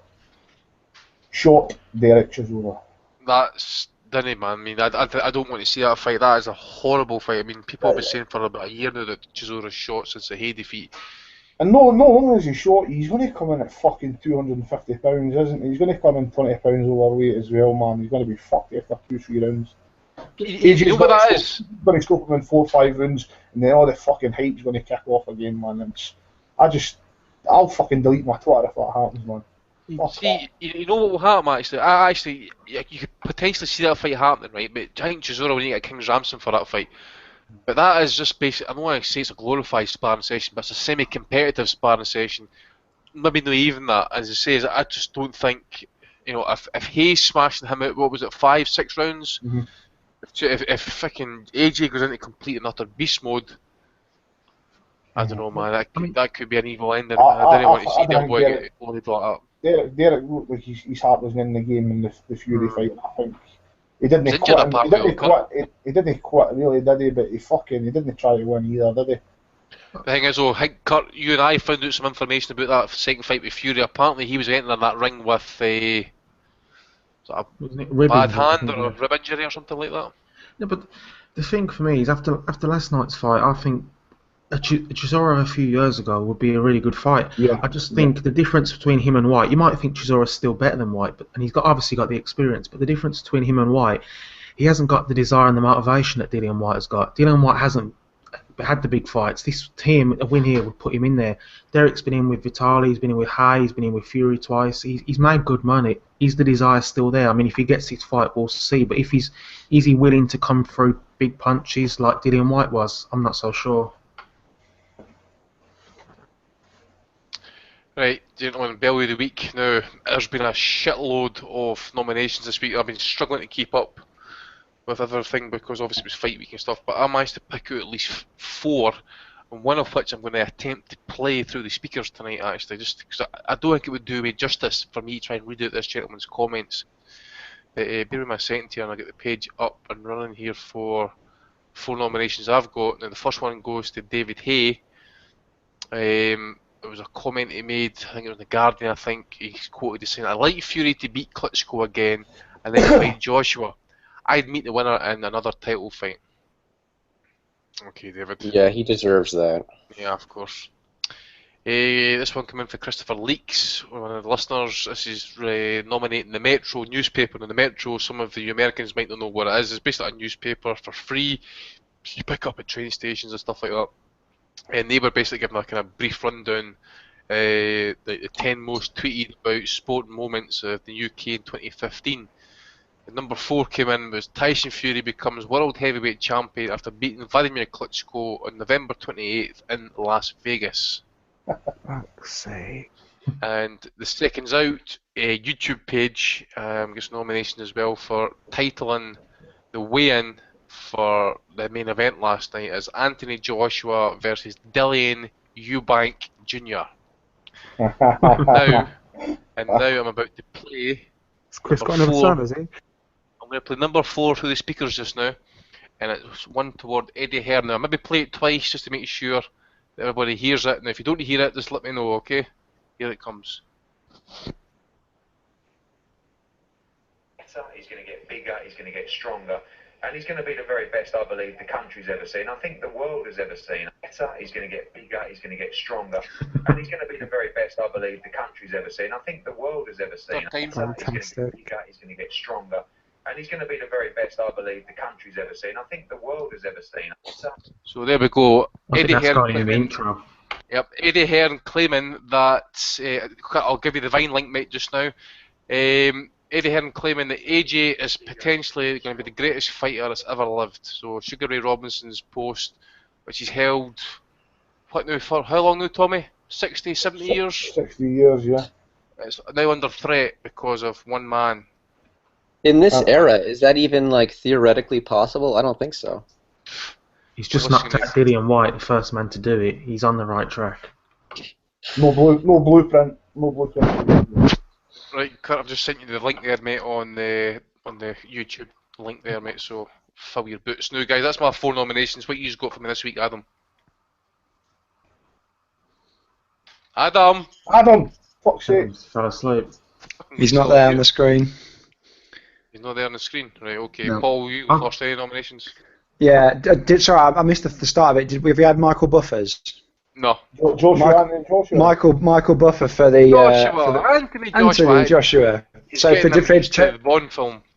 yeah, I was going to say turning Anthony Joshua basically into the boxing James Bond with the Anthony Joshua. The complete article written by that lady from The Guardian Oh, I was her name. Yeah. Julie Bendel, I think her name was. The fat Julie dyke. Bendover. Yeah. Yeah. Julie Bendover. Okay. Basically associating boxing with working class tramps and domestic violence, and it's no surprise that Tyson Fury thinks what he does, and he probably beats his wife. They were the two, and I was at Anthony Ogogo for Luke Campbell's 3 rounds up, but I am biased. He was shocking when he was just a waste of time going to. He basically said, I haven't been keeping score, but Luke's my mate, so he's winning. He said the same thing on Channel 5, remember now? He was saying, who's it? He said it was like a fucking Mike Tyson type fighter. Who the fuck was it? Aye. Was it fucking the Blackwell fight? Was it the Black? No, was it? Oh. I remember a comment. He got nominated for it anyway last week, or the week before. He's a waste of time in the ring. The final nomination as well, sorry. I've never felt older than watching Stormzy blurt and shout his way through that song as Anthony Joshua made his ring entrance. I thought the ring entrance was absolutely horrible. And as someone that bought that pay-per-view, I helped pay for that performance, which I was chuffed with. Did he ever speak English during that song, by any chance? Shouted a lot. I was just there sat thinking that, someone like Kano, someone from when I was, I'm 26, but I felt fucking old. Oh, shut up, man, you're old. I am old. I look old. I keep being told that. Yeah, nominations, mate? Yeah. I see them. Yeah, I got to. I think Paul mentioned it earlier. Paul Smith hoping that the judges robbed Mendy. He said that he hoped the judges got it wrong, but which I felt was, I never actually heard the comment, but people have said it, so quite a few people, and that's just, I don't know why he said that. That's just stupid. Wanting a guy to, who's put his whole career on the line to get robbed. This is coming from a guy who moans about British people getting robbed and himself getting robbed when he didn't get robbed against David Haber. Exactly. But what made it worse was someone actually wrote a tweet about him saying that and saying, that it was a terrible thing to say. And while he was actually working at the show for Sky, he actually searched his own name on Twitter and found that tweet and gave the guy abuse. And he didn't actually tag him in. Tom Cruise, I believe. Boxing bet guy. Yeah, he listened to the show and stuff like that. Yep, he got a bit of abuse last night off Miser Smith. Yeah, that was horrible. He didn't give a reason why he said it. He didn't say, I shouldn't have said it. He just attacked the guy for, after searching his name, to attack him while he was working. The other one is Victor Ortiz. I can't remember exactly what he said, but he had a video out this week saying, someone else will have to say it, but it was just typical druggy. Was he calling it Floyd again?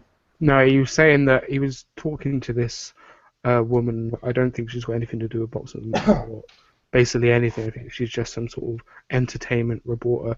And she was talking to him about, how highly he's ranked in boxing at the moment, because he was having his comeback fight soon.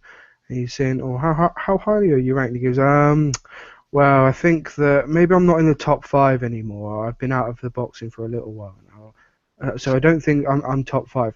I'm probably top 10 though. Yeah, I'm definitely top 10. Oh, I just remember Jim Watt, Chris Eubank, Spike O'Sullivan fight. He says after the fight, that was a world-class, let me get this right now, he says that was world-class punching power against a world-class opponent. No, Jim, that's no world-class punching power against a world-class opponent. You want to see world-class punching power, go and watch Golovkin or Alexa Kovalev, because that wasn't it last night. Dave, any nominations, mate? Oh, okay. Did you already mention Josh was dad about the steroids? Steroids, sorry, okay. AJ's dad, he wasn't very convincing with his response, was I didn't see it, but what exactly did he say? He just pretty much grabbed the mic and says, "My son doesn't take steroids." That was a great win, and he's on steroids, basically. It was less convincing than when Fury said he had gay friends.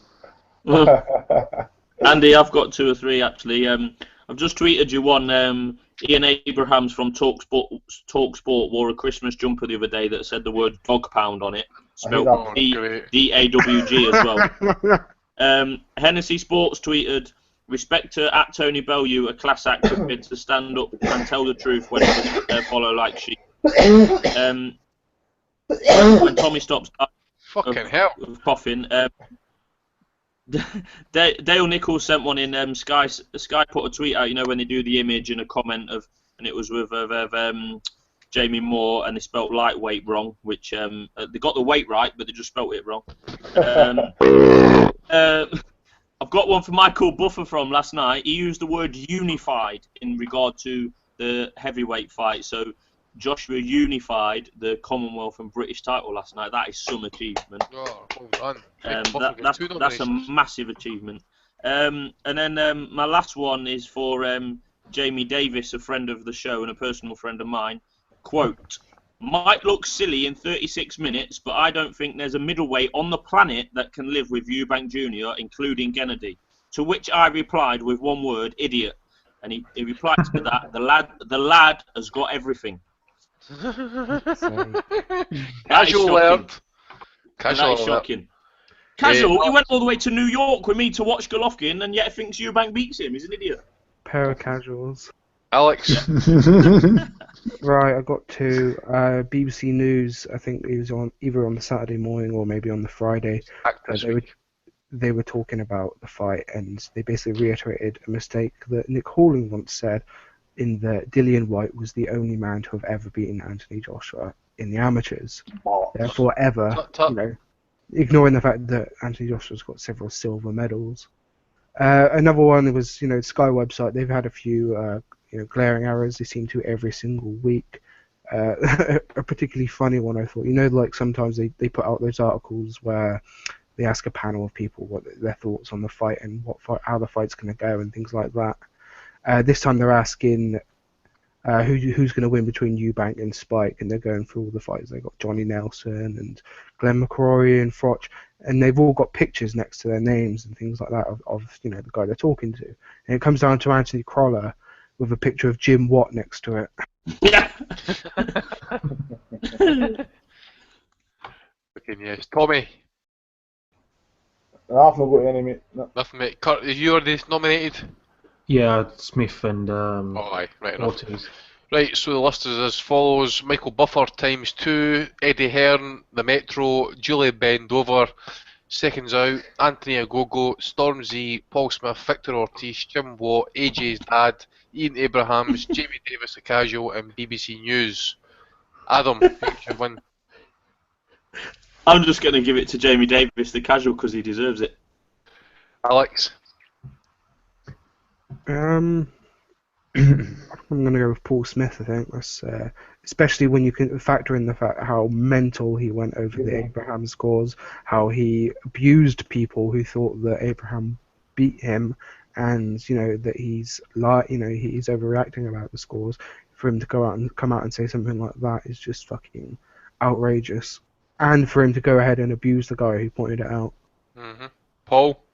I'm going to have to go with Paul Smith, but a special shout out to Victor Ortiz for the most awkward interview ever, where he basically convinces someone that, yes, I am actually a boxer. Yes, I'm actually really good, actually. No, I mean, fucking embarrassing. But no, Paul Smith for crimes against stupidity on Saturday night. Tommy? I'm going to have to go for Paul Smith. I think that's absolutely a disgusting comment after the length you went in that Abraham fight to wish another fighter to get robbed. That was shocking, Paul Smith. Paul Smith. Kurt? Yeah, I've got to go. I mean, I know Bay of the Week's a funny, light-hearted thing, but Paul Smith, that was bad what he said. I mean, he's a commentator as well, and he's wishing a guy gets robbed who's, putting his career on the line. A win will mean everything too, but yeah, that's terrible. But just for searching out his own name while he's actually supposed to be commentating on fights, to abuse a guy for pointing out what he said was wrong, and he could have just tried to at least, say, I messed up, I shouldn't have said it, but no, you just attack someone and attack for who they're right for when you're in the wrong and everyone knows it.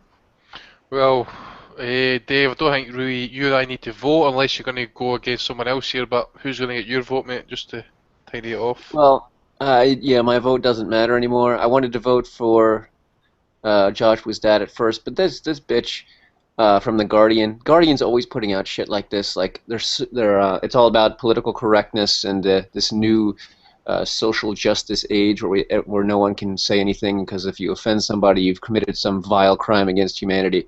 So fuck that bitch. I'm gonna vote for her. Fucking Julie Bendover. Yeah, she deserves a nomination, but she doesn't deserve the acclaim of winning the title, I think. Regular title. Of the Week award. Sounds like a complete and utter feminist that should be put out to pasture and executed.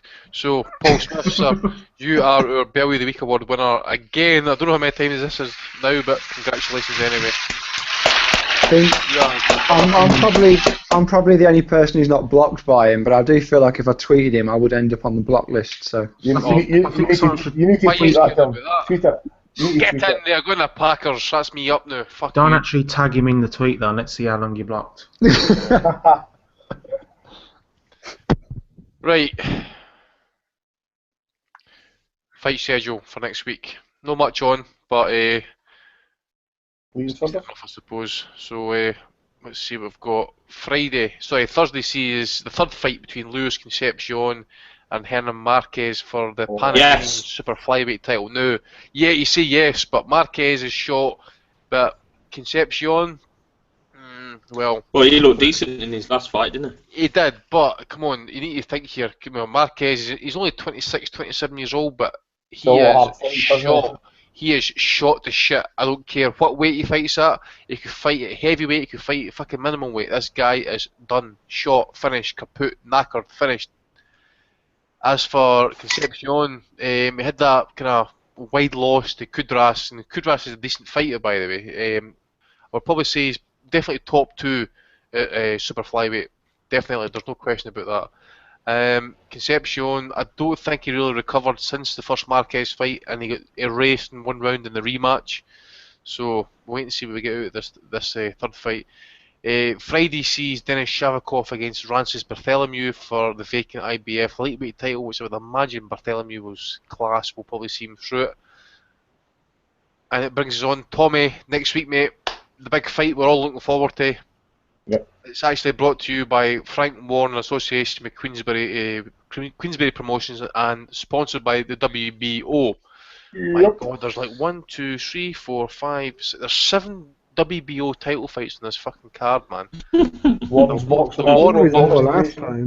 The Warren Boxing Organisation is in top flight next week, but it is as follows: Jack Cattrall against Tom Bob Anderson, Mitchell Smith against George Jupp, Thomas Stalker against Craig Evans, Tommy Langford against Robert Cesar-Baninsky, Paul Butler against Silvio Alternio, Liam Williams against Chris Calslaw.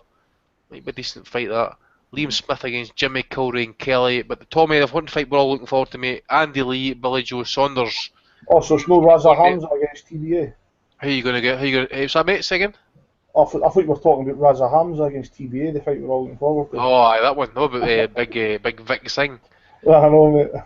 Fucking hell. But no, what do you think? Andy Lee, Billy Joe Saunders. Do you think obviously battle of southpaws? What do you think Lee I've can seen get for- lucky I've with that seen- right hook?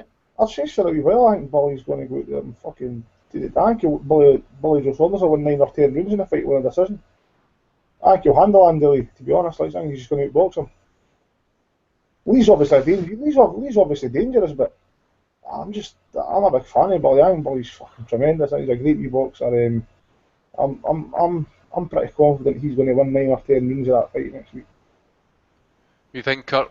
I think Saunders, this his youth, his experience, probably he's maybe a better pedigree boxing wise. Maybe will do the business. I think he's going to win on points. I think this is a fight where I think you're looking at Billy Joe on points or Andy Lee knockout. I think those are the two things. And to me, Saunders looks like he's got a decent dig. I think both guys struggle to keep at a pace. I think Billy starts really well and then slows down. Andy Lee fights at a pretty average pace all the way through, to be honest. But Andy Lee has shown he can dig deep, and even though he's behind in a fight, he's always dangerous because obviously we know he can punch. I mean, so I think Billy will have to be very careful, but he showed against someone, even though he's limited, like Spike O'Sullivan, he outboxed him and stayed away from his power.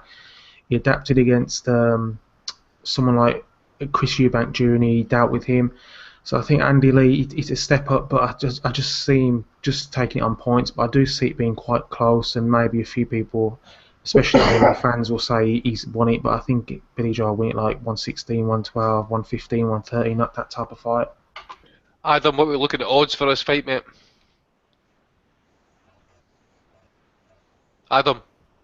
Yeah, I don't really know, to be honest. I'm looking forward to seeing it, but I'm siding with. Doesn't care because it's not an Eddie fight. Yeah, They're both the same. They're both 10-11, and the draw's 22-1. So it's as exact or as 50-50 odds wise as you're ever going to get. It's not on Sky, and it's not promoted by Eddie, and AJ's not on the card. I'm not interested, so I'll probably, I'll check the result on Twitter, I'll come and make some generic comment on it next week, and yeah, we'll go into Christmas. Great fun. Bring it on. Thank you. Excellent. Casual hardcore has spoken there, Paul. I really like the fight. No, because people will think- take that serious. People will take that serious. Sorry, Paul. Don't worry. Listen, Adam. Listen, I wouldn't worry about it. Listen, at least every week, for what Kurt's recent calculation is, 10,000 people listen to us every week, right? Right. So that means right. your opinion must count for something because they listen to you every week. Right. 10,000 Exactly. people. They I'll listen gather my to every thoughts. week. Every time he gives a bet out, they go the opposite way. That's how they always. I'm providing a service. No, I'll gather my thoughts. I think Andy Lee will win by knockout. Adam Smith equals the Jim McCrory of fucking boxing betting talk. Right, is it you happy now, Adam? Can I go? Paul, when you go, Yes, mate. All thank you. right. A really good fight. Really interesting fight. Looking forward to it for a while. I think the bookies see it pretty even, well, pretty much dead even, and that's because it's very hard to call. Andy Lee, in his last 2 or 3 fights, hasn't actually won that many rounds. He won nothing against Korobov before he knocked him out. He won nothing against Jackson before he knocked him out. He's relied too much on his power. He's got a formidable corner team behind him, but I think unless he catches Billy Joe, which is possible, but we haven't really seen Billy Joe hurt often in his career. I think Saunders will nick it on. I think it'll be points, but I think sort of 115, 113, 116, 112 along those kind of lines. I think that Lee will be in the fight, but unless he lands something heavy, I think Saunders will outpoint him. And for people that are running and about going, I mean, I was looking at it earlier because I'm off next Saturday. I'm meant to be going out with the lads, but I'm off next Saturday, and there are tickets available in every single price block, and you can get front row seats in some of the blocks as well. So even for your cheap 30, 40 quidders, and not that this is an advertisement for Frank Warren trying to shift tickets, but that's a bad sign that you can get those kind of seats in those blocks. Unless the fighters have shifted an awful lot of tickets, we're going to be looking at a more than half-empty arena, which I think would be criminal for a fight of that kind of quality. Dave.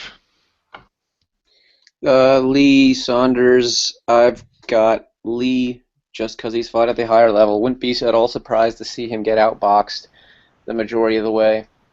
But I think he can box reasonably well, so I think it's going to be close if it does go the distance, and if it's a knockout, I mean, Lee's getting it, right? So either way, I think Lee has slightly more tools to work with, being he has the power. So Kurt. Yeah, I already said I think Billy Joel will nick it on points. More interested in the Jennings Ortiz, though, honestly. Alex, finally, I'll finish off after Alex has to say. Yeah, I mean, I've not really thought too much about this fight and about how it'll go down. I've always either thought that Lee's just going to end up knocking him out, and I suppose I've never really sat down and thought why I thought that, because Paul made a good point that, Lee has obviously looked quite bad in most of the big fights that he won recently. And there's obviously the Quillen fight that, he salvaged the draw from, and I thought, probably got a bit lucky with that. I think I maybe had Quillen winning by a point or so, but fair play to him. He came back in that strong. It's difficult to say. Billy Joe is obviously the one with the momentum and some momentum. He's been having so many injury issues, and this fight's been postponed so many times that he's been out of the ring. Obviously, since he had a tune-up, I think, and he had the Eubank fight before that, and a couple of other really good wins, but.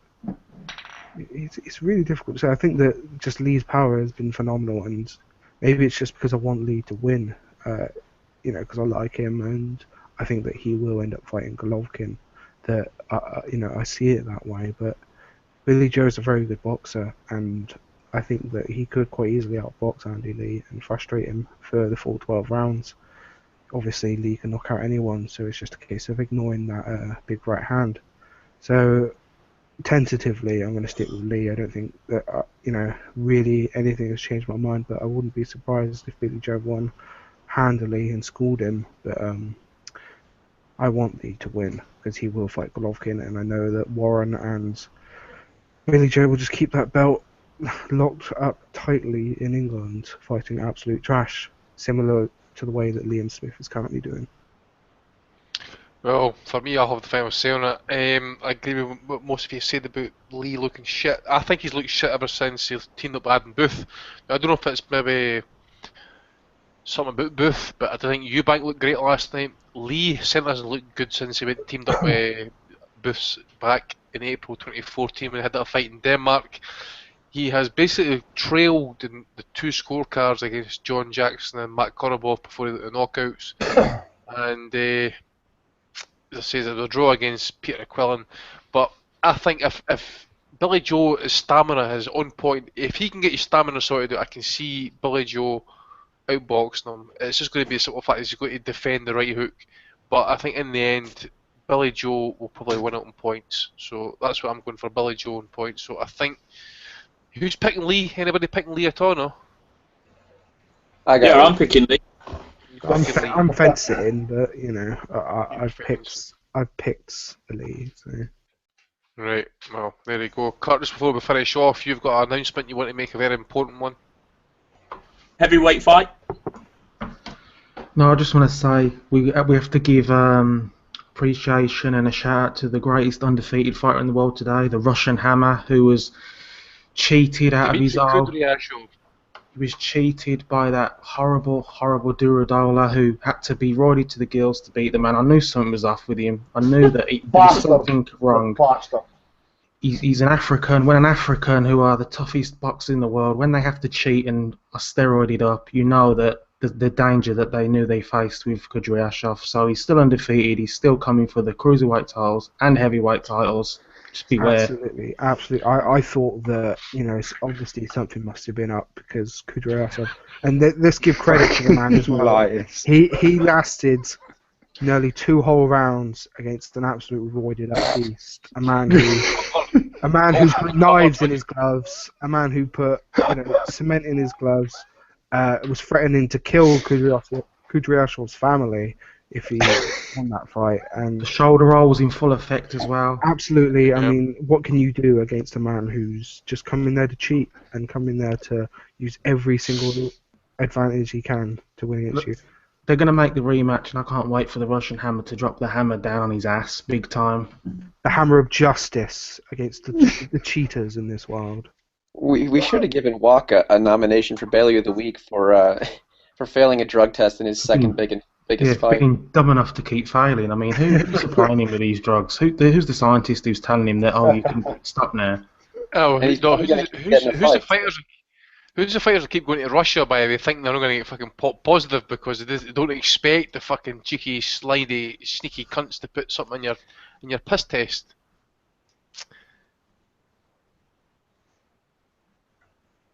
Anyways, I'd like to thank the panel today: Adam Smith, Dave the Hater, Paul Webb, Alex Morris, Kurt Ward, and Tommy Allen. I've been your host, Andy Patterson. We'll be back next week. We'll need to discuss if we are going to do the end of the year show either next week or the first week in January, which we've got some interviews lined up as well, some promoters and stuff like that. So have a good week. We'll see you next week. All the best. Send me the fake.